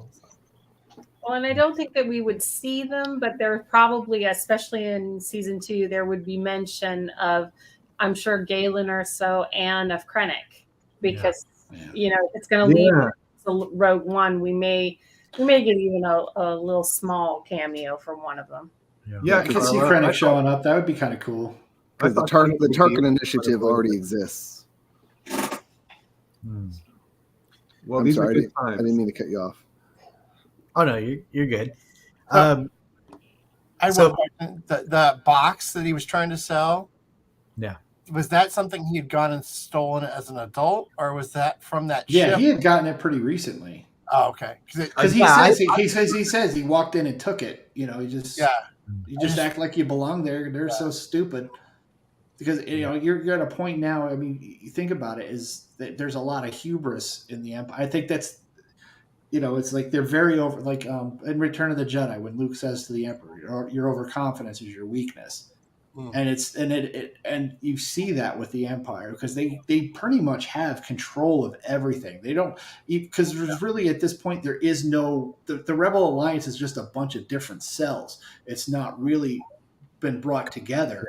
I mean, it doesn't really happen until shortly before Rogue One, and so so even the rebels are kind of disjointed. There's not a cohesive fighting force, so. They're very, like he says, they're fat, they're lazy, they're just so full of themselves. So you just act like you belong there. You walk in and you can take what you want. Yeah. Which is kind of an interesting mindset for them. And it's setting up, you think about it, that's foreshadowing, because that's what happened to the Death Star, right? They're so overconfident that they didn't think that this one exhaust port was going to be weak. They didn't know that Galen Erso sabotaged it. Yeah, but still, like, I mean, the fact that I think they allude to it, right? Don't they talk about, like, when they actually go into the? Well, they don't think a small fighter could be a threat. They designed this like the defenses of it, that somebody's going to send a huge fleet after this thing. But even that, Gabe's right, because like in the second Death Star, they also overcompensate. Says, "Oh, we've got this shield up. What could possibly go wrong?" It's like one of the interesting things about the box is that the guy Andor meets, I forget his name, he says, "Oh, but this box is from such and such a place. How could you have gotten it?" Not only does he know where the box is from, but when he meets Andor, the female Andor's partner in crime, he knows where Andor is from. So he knows where the box is from. He knows all of Andor. He's got a good intelligence network. I'm looking forward to seeing more about his character, because they show, like in the trailer, you see him with like a totally different hairstyle, because he was in the Senate at some point. I don't think he still is, because if there's like a conversation between him and Mon Mothma or somebody, and he's like, it's like they don't know where he's been. So that's going to be fun. It's going to be fun to learn about him. We need to have Robin on sometime. Yeah. I don't. I'll see if she would come say hi. That'd be awesome. I walked in and she was like, well, maybe next time. And I heard you start talking about Aliens, which is like my second favorite franchise, and I was like throwing the light up and throwing this. I was like, I have to make it. It's talking about origin story of Rogue One and Aliens. I'm like, if I miss this, I'll be mad. Right. We appreciate you guys watching every weekend. We've been having fun. Good, man. Robin's in the room. I'll see if she's. I'll see the comments. See if she says whether or not she's gonna come say hi. Now, did any of you guys stay up like to watch it? Yes. Yeah. I never went to bed. Really? Yeah, I got off at 9 the next day at work, so I was like, I'm not going to bed. I got almost no sleep. I watched it the first time on the phone, and then I woke up with Robin because she was too exhausted. She was working, so we woke up and we watched it for breakfast, all 3 episodes again, and then we watched all 3 that night when the sun, on the big TV when it was dark, and then I started watching it again tonight. Did you watch Boba Fett 4 times as well, or just once? Yeah. That says it all. I will say it's kind of nice on a second viewing. I agree with that, Matt. Yeah. It's Oh, good. Boba Fett? Never. I thought you were talking about Andor, dude. Well, no way. Matt, Boba Fett, so good. Book of Boba sucks, dude. Now, can I ask you something? If you saw it, I knew it was going to be divisive. Yeah. What is that, Ben? Did you see? So not the blaster that he killed the guys jumping him. Oh, I hear footsteps. Robin might say hi. Not the blaster that he used at the beginning when he shot the guy in the head, but later on when they were in the wreckage with the factory building with all the stuff falling. Yeah. He was holding his pistol. It was slight variation, but it was essentially a Briar pistol, which I don't know if you guys ever grew up on the. Yeah, that's Kyle Katarn's, the first weapon you have in Dark Forces. Yeah, wasn't that awesome? It was cool. I was like, that's a Briar pistol. I know that's a Briar pistol. Gabe, did you know that? No, I didn't know that. You guys need to play more video games. I know. Yeah. You know what it looked like to me? Remember that? Matt, I think Matt and I are going to be best friends now. Can we just become best friends? I see a dynamic. Remember in the late 80s, early 90s, there was that laser tag game? It was like literally, I think it was called laser tag. And it's a very similar sound file to the Briar pistol from. Oh, really? From we had laser tag when we were kids too, but they were pellet guns. Essentially the same thing. Yeah, they hurt. Yeah. Paintball. Paintball. We got into paintball later, but we had to put them in the freezer just to make sure that you call your hits. Oh. Damn. We grew up on a farm, so it was yeah. That's funny. John says he's making that blaster right now. Yeah. Oh, the Briar. That's awesome. That's cool. Armando, I stood up and watched the first episode. Yeah, I thought about it, but I'm like, no, man, because I know I want to watch all 3 of them in a row. That's kind of what the consensus was, that you got to watch all 3 of them to kind of really appreciate it. For sure.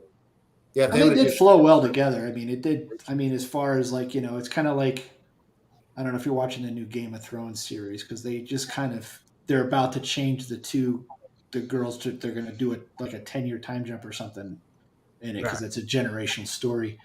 But the first 5 episodes was all like the setup for what's coming, and it was it was a very similar feel with these 3 episodes of Andor. It really established a lot. It really those 3, they really kind of established what's going on, like with these characters, where they're coming from, gives you their mindset. I thought it was it was a really good job.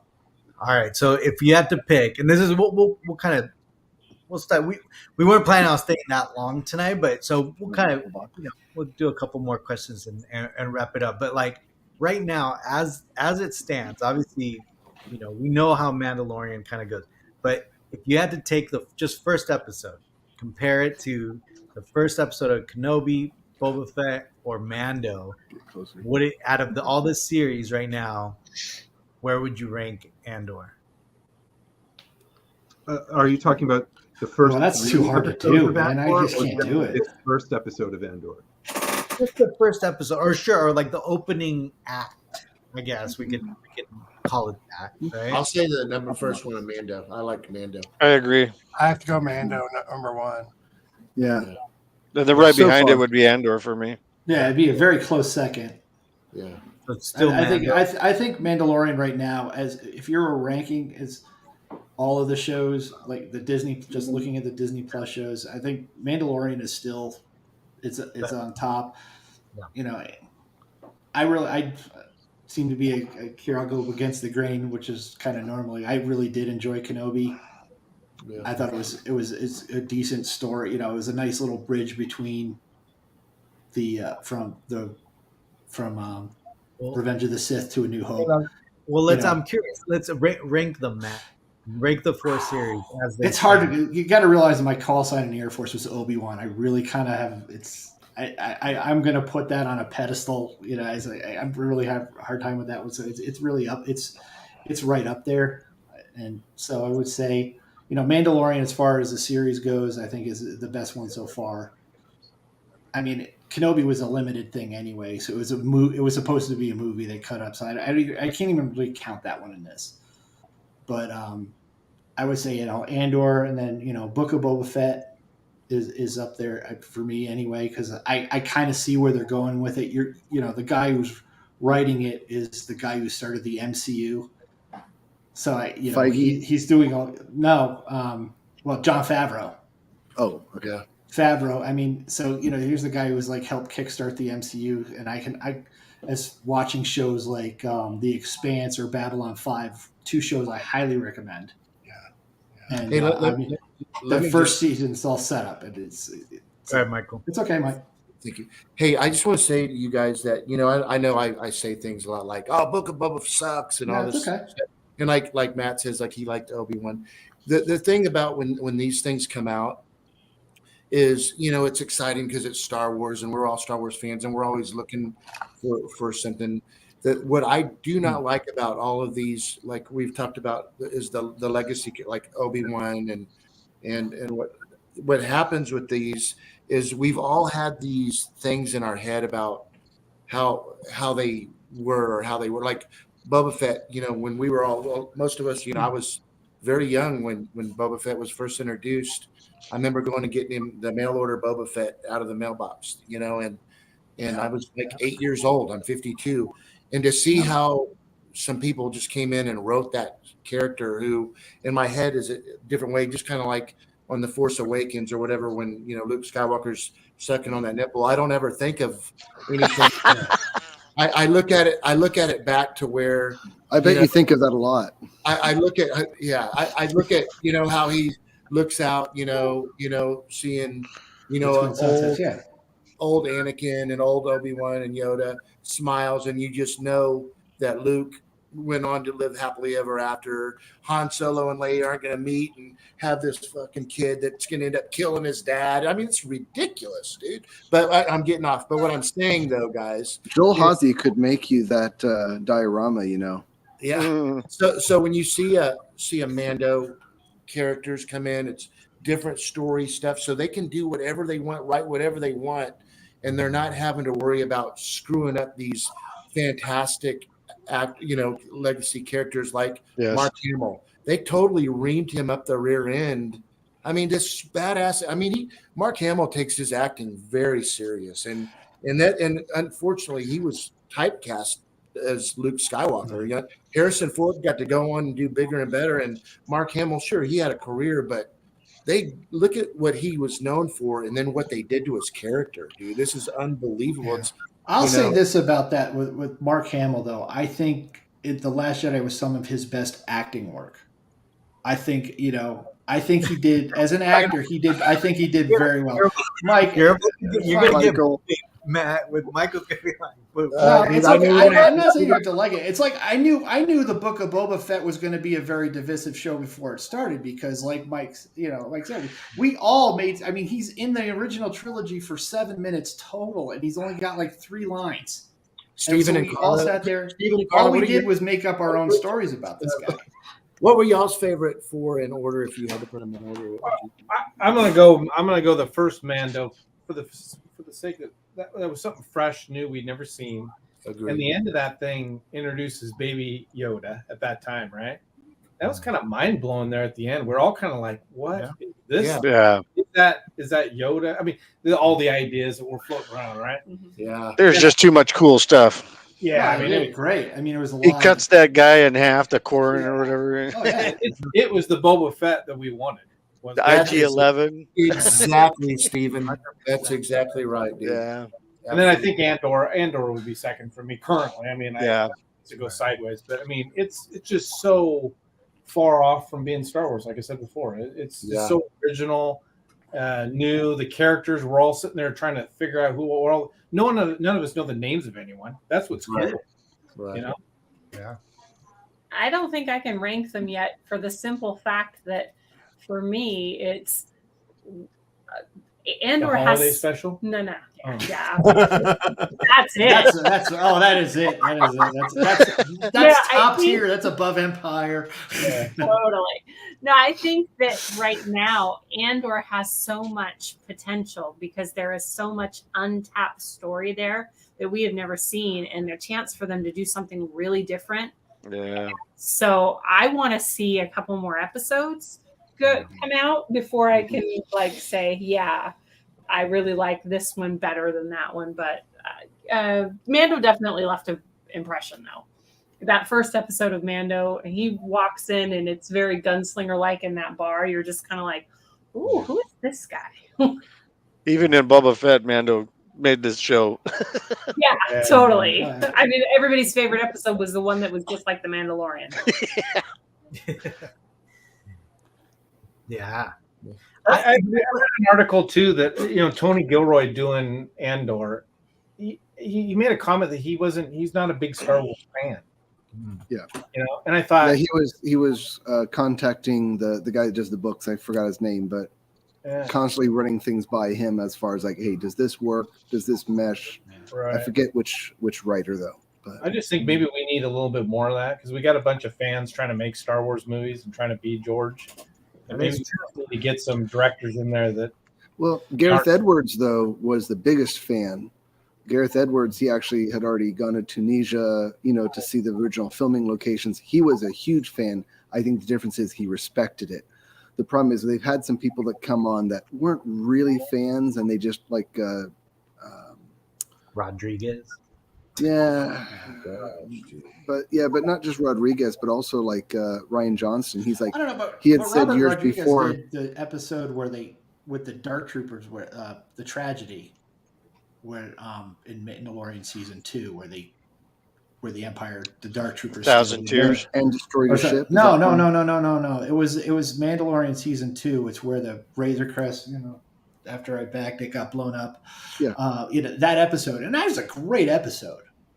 I think there was a lot of action. You should have gotten but more it was help very on the much show. Rodriguez action, so it was like a lot of speed ramping, and there was a lot of action. But if you really broke it down, I wasn't a fan of it. I'm not trying to be divisive, but that's fine. The action that they did do, the cutting was weird. It was very much his style of cutting and speed ramping, and so it wasn't. I agree with you. I've never watched Spy Kids. I wasn't a fan of it either. Everyone loved that episode, and I thought, okay, it's not my favorite episode. But I mean, cool. No, can I say something in that since one you was mentioned a lot better than him fighting in that one. I thought was awesome compared to some of the fight scenes that they had in the Book of Boba Fett. I think it was too cliche, like Western. I don't know, like. But I mean, that's Star Wars. Star Wars is it's basically Yeah, but that episode, like specifically that episode, with the Boba Fett and all that stuff, it was kind of very what normal pop culture thinks of, kind of, when it comes to like a Western style, story. And again, I think that's probably why they picked him to do the Book of Boba Fett, because, right? I mean, that's the style that they were trying to go for. This whole Well, Western. I'm always one. I want to, I want Disney to get, like, we've all talked about this before, but I want Disney kind of away from the main characters from the original trilogy.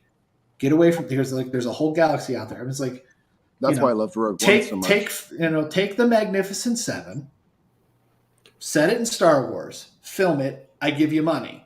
Yeah. That's what I want.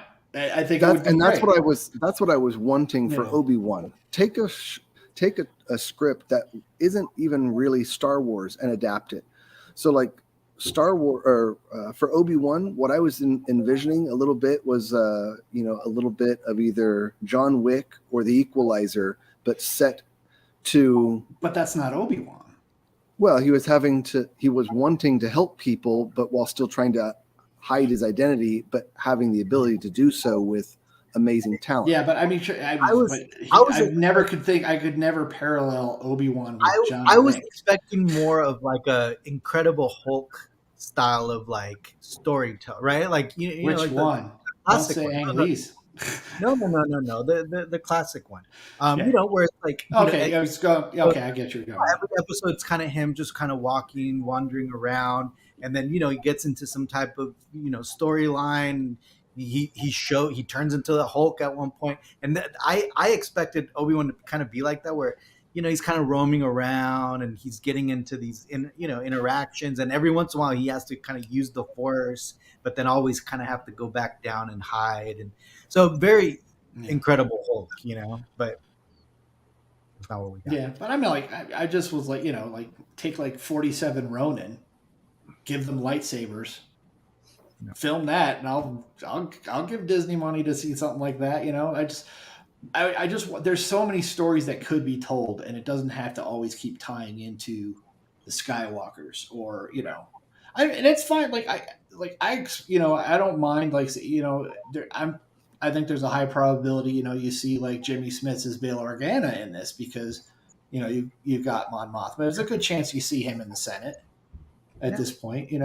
Well, I don't think it would be Leia at this point. I mean, because she shows up in Rebels too, but she's still pretty young, and he's still the senator. Well, like you're talking about, I'm hopeful that that's what we get with Skeleton Crew.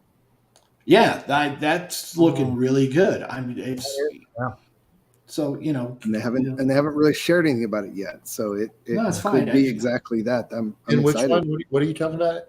Skeleton Crew with Jude Law. Yeah, Jude Law's in that one. Yeah, so it's again some young rebels. I've never even heard of that. Yeah, it's the one that they. Oh, I'm sorry. It's the one they were kind of describing as Stranger Things in space. So. Look at Michael. He's like, all right. No, but it's fresh characters. There's no one, right? It's unfamiliar characters, unfamiliar settings. So I think that's just the way to go, and that's the way they should go. And in fact, that's the way to kind of make Star Wars kind of stretch out, right? Because I mean, Disney's the universe. They're gonna have to milk this, right? This franchise. I mean, for decades to come. So they definitely have to start. They don't need to milk the franchise; they need to grow the franchise. And I think telling the bigger stories, show the bigger universe. Give me stuff outside. We're starting to see stuff like the corporate sector, stuff that's been alluded to in books, and stuff. Now we're actually seeing it, and I think that's a good thing. Give me more of that. I mean, eventually I would like to see them do stuff in the unknown, more stuff in the unknown regions.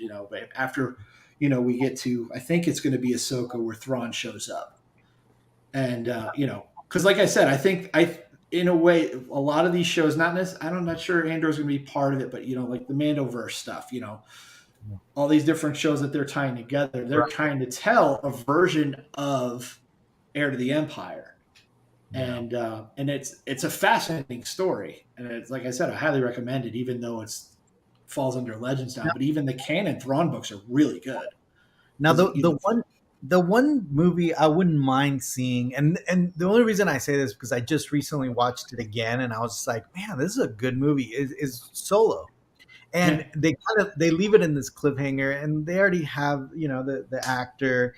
They didn't really mess up the character, right? I mean, I don't think so. I mean, I thought it was a good film.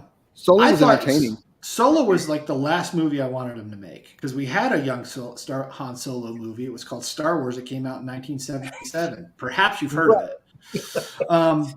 But when you watched it, I went into that one with I just went in. It was like, even when the Lucasfilm thing, I was like, all right, let's get this over with. I thoroughly enjoyed the movie. Yeah, I did. I honestly, you could have changed it, because honestly, I love Donald Glover as a young Lando.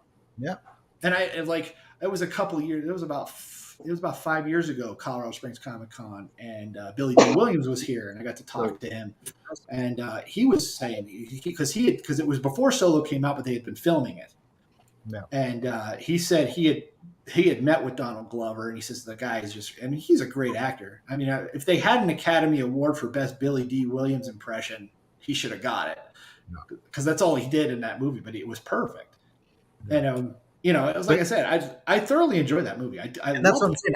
I wouldn't mind. The heist film in Star Wars was awesome. Give me stuff like that.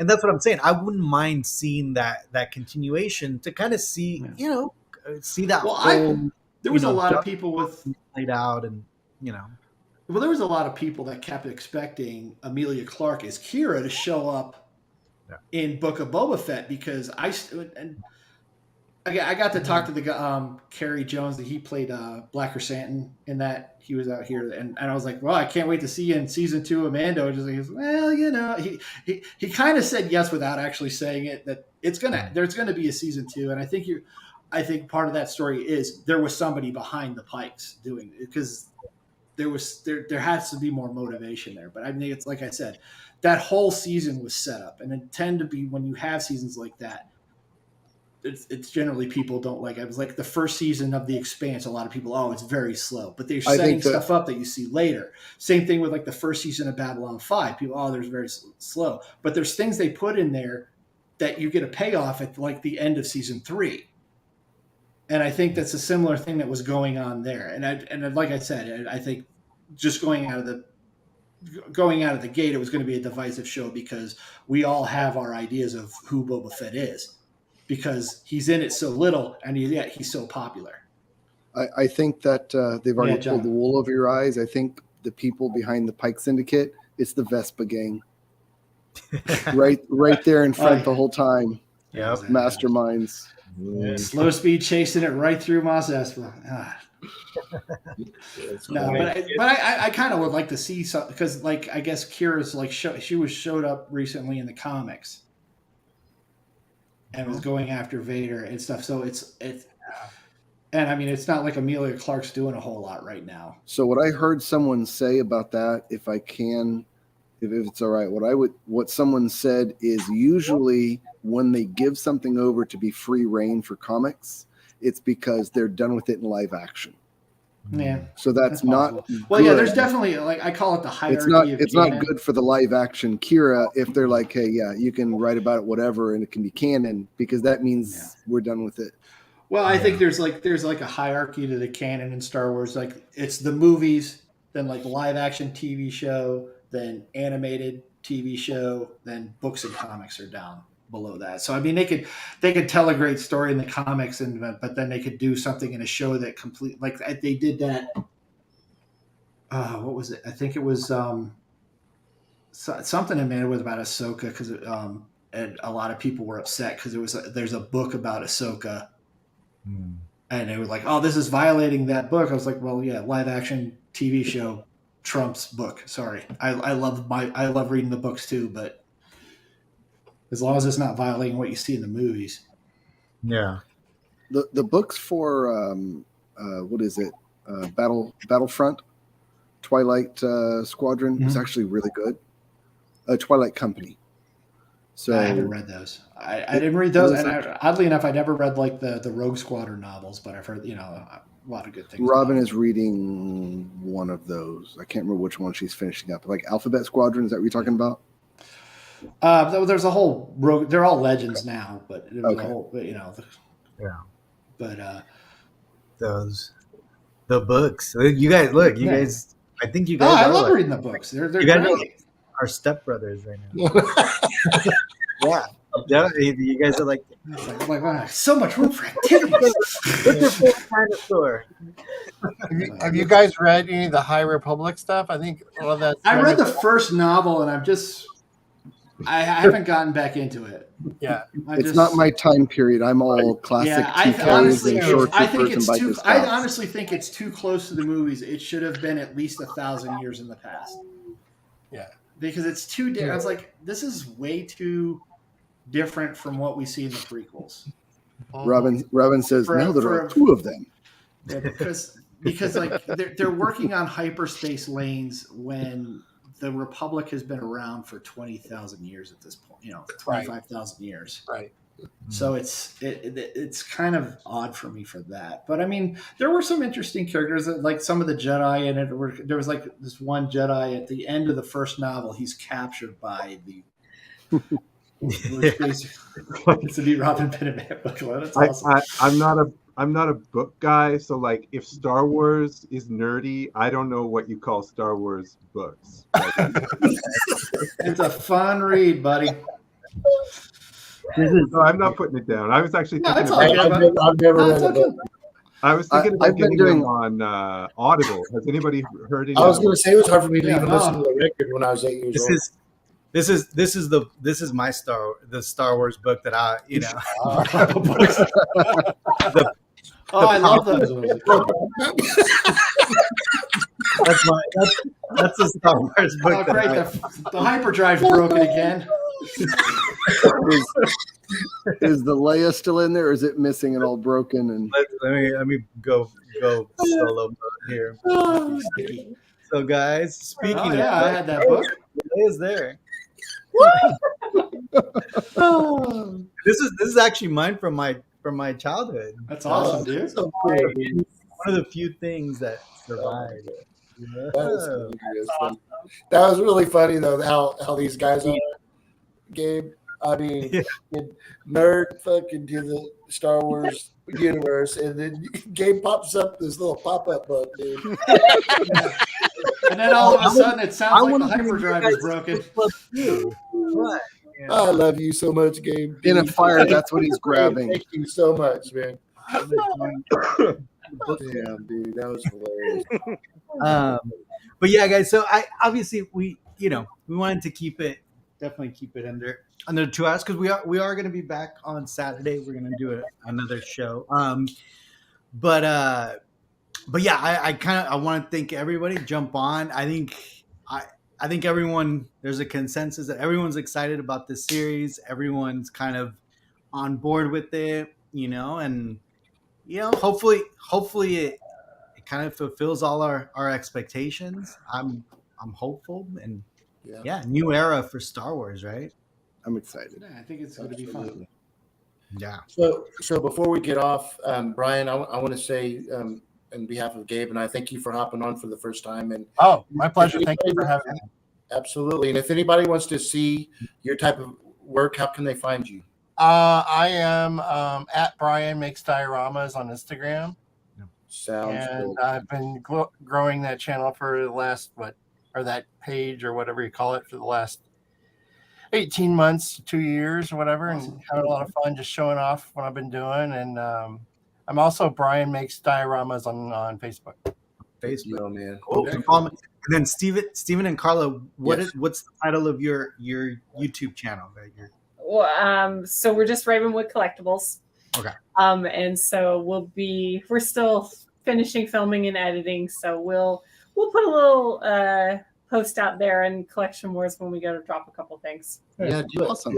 We look forward to that for sure. And then I'll get back to our regulars, but Benjamin, I know so obviously you're a maker, you also do stuff, right? So you want to? Well, I mostly kind of did it for myself. I'm not doing a lot on there. I did some they asked me to do something for the hyperdrive, and I've kind of made some stuff to send to some people more as like just fun stuff.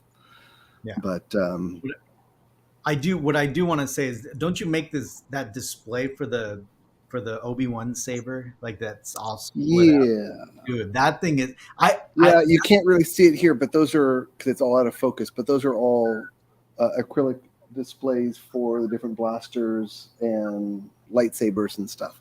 I have a deconstructed one. I have to redesign it for the Roman props because it's different from the deconstructed of the core banth. So at the time I only had the core banth, but I realized what I was missing, and I had to get the Roman props, and I have to get it redesigned for that. I just had a busy couple of months. I've been swamped. That's actually my, I think I don't know, that's probably going to be my next project, but I know it's a very expensive project, but I want to do all original found parts. Yeah. So that's awesome. That'll go good with the I collection. want to display it like that with your type of display. So it's all. Oh, I can do that. Yeah. When you're ready, just let me know. I'll do it off of the Roman props. I just have to modify it slightly because I sit with digital calipers and make sure it sits completely level. I'm probably going to redo the way I design them instead of having them keyed in. It's a little bit tricky because I have a commercial laser, and as it is right now, acrylic has differences. Even in a single sheet, it changes in thickness because the way it's extruded or cast. So I end up having to cut out the uprights, and then I have to cut out a key basically in various like 0.05 millimeter differences and figure out which one it slots to. So I have to basically make the base to custom made to fit the specific upright support. It's very labor intensive. So I'm really only making like $15 a pop. It takes me about an hour to make each one. So I'm not getting rich off of them, but I just kind of spent a lot of time designing it for myself. And I thought, I thought people would appreciate, oh, here you go. This is actually, I need to make a new one. This is the key. I have to basically figure out what everything fits. It's a lot of work, but I kind of justify that, hey, if I'm going to do it all for myself, at least I can maybe help other people display it. But that's cool. Well, thank you. And then Marcel, obviously, you're a regular on the show, but if you want to kind of throw your stuff out there and what you're currently shipping out, right? Currently Nancy, not me. She's taking care of the Darth Mauls, so the 16 by 20s are out today, and the last 30 by 40 the current batch goes out tomorrow. Shipping is so weird, dude. It costs more. So I'm in BC, Vancouver, British Columbia. It costs more to ship something to Washington, right across the border, than it does to ship to London. Right? Like shipping, but it's just as cheap to ship to London as it is to Florida. It's like shipping to London and to Florida are the same, but right across the border, it's like $20 more. Shipping right now is super weird in the United States. It's been like that for a while. Yeah, it's really, really strange. Anyway, right now in the studio, I'm finishing up. Working on C-3PO like from dawn till dusk every day. And Lee and I are going to be working on a project, but that's actually for next summer. I've got something set up for spring already. So yeah, C-3PO should be dropping in late October, early November, and anyway, yeah. So super busy. I just wanted to mention, I love the Andor show because we all get to hang out and anticipate. There's the feeling of anticipation is really nice when you don't know what's going to happen. You're just kind of hanging, floating, and we all get to do this together where we get to anticipate next week. We're all really excited about what we've seen so far. So thanks for opening it up. I just wanted to come and hang out with the cool people and talk about the cool show. Yeah. So that's the only reason why I'm here. It's just, this is a really rare opportunity as far as I can, that I really love to experience, which is new Star Wars that everybody's liking, and there's a lot more to come.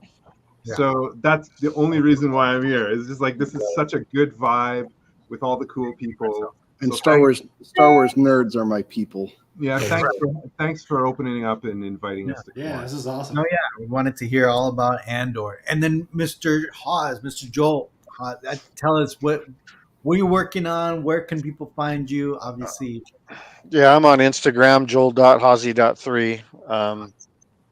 At Facebook, same thing, Joel Hazy. So I don't have any webpage or anything like that. What am I working on? Anything? I do just something new every day, Gabe. I'm not kidding, bro. I know. Yeah. Awesome. Well, thank you, Matt. Anything you want to plug? I got my channel, Matt's Collection. It's kind of a struggle right now because really what I'm working on is trying to get my happy butt to Florida where my family is. I understand. So I've got a really nice house there, and I'd like to actually live in it.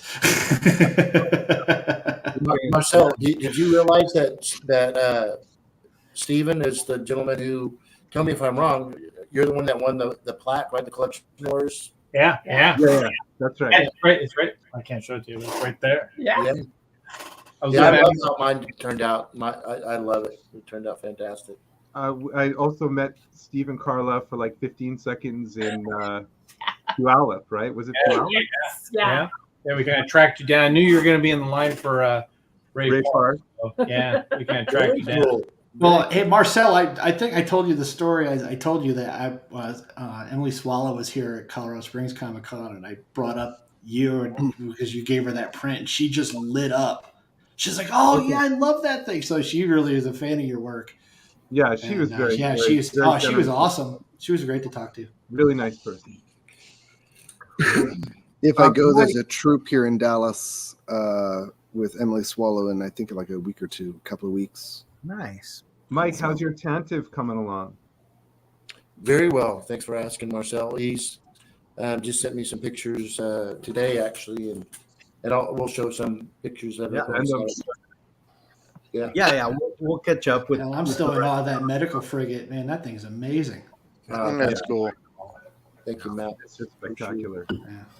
Well, it's always good hanging out with everybody, Gabe. Yeah. It's good to have you back on, brother. I missed you. Thank you. I miss being back on. Man. Yeah. Yeah. Over there in the mosh pits, getting in there, No, I was in the VIP section watching from afar. Yes. Past my punk rock days. But yeah, thank you everybody for joining us and everyone who's been watching. There's a good crowd kind of watching on a Thursday night. Thank you. Yeah, that's awesome. And we'll see you guys again in a couple days on Saturday, our regular time. So Cool. maybe a little bit late, but we'll see. Maybe 7:15ish. Disneyland again? No, I'm You're still banned, aren't you? You got another week. I think it opens up either this week or next. Yeah, what? That's funny. Oh, I'm clear. My wife said I'm clear, so I'm good. No, I'm on the board of this nonprofit here in San Diego, and I have to do a speech and all that. So, but it ends at 6, so I'm gonna try to rush home right after and do the show. But yeah, guys, Thank you. Thanks for having us. Thanks for having us on. This has been great. Thank you. Appreciate it. Yeah, we'll definitely have to have another Andor kind of meet up after the next couple of shows. Maybe we'll do it every few shows or every few like arc. Like if an arc closes, we'll have one. So, all right, guys. Thank you. We'll see you. Good night, everybody. Thanks again. Right. Okay, everybody.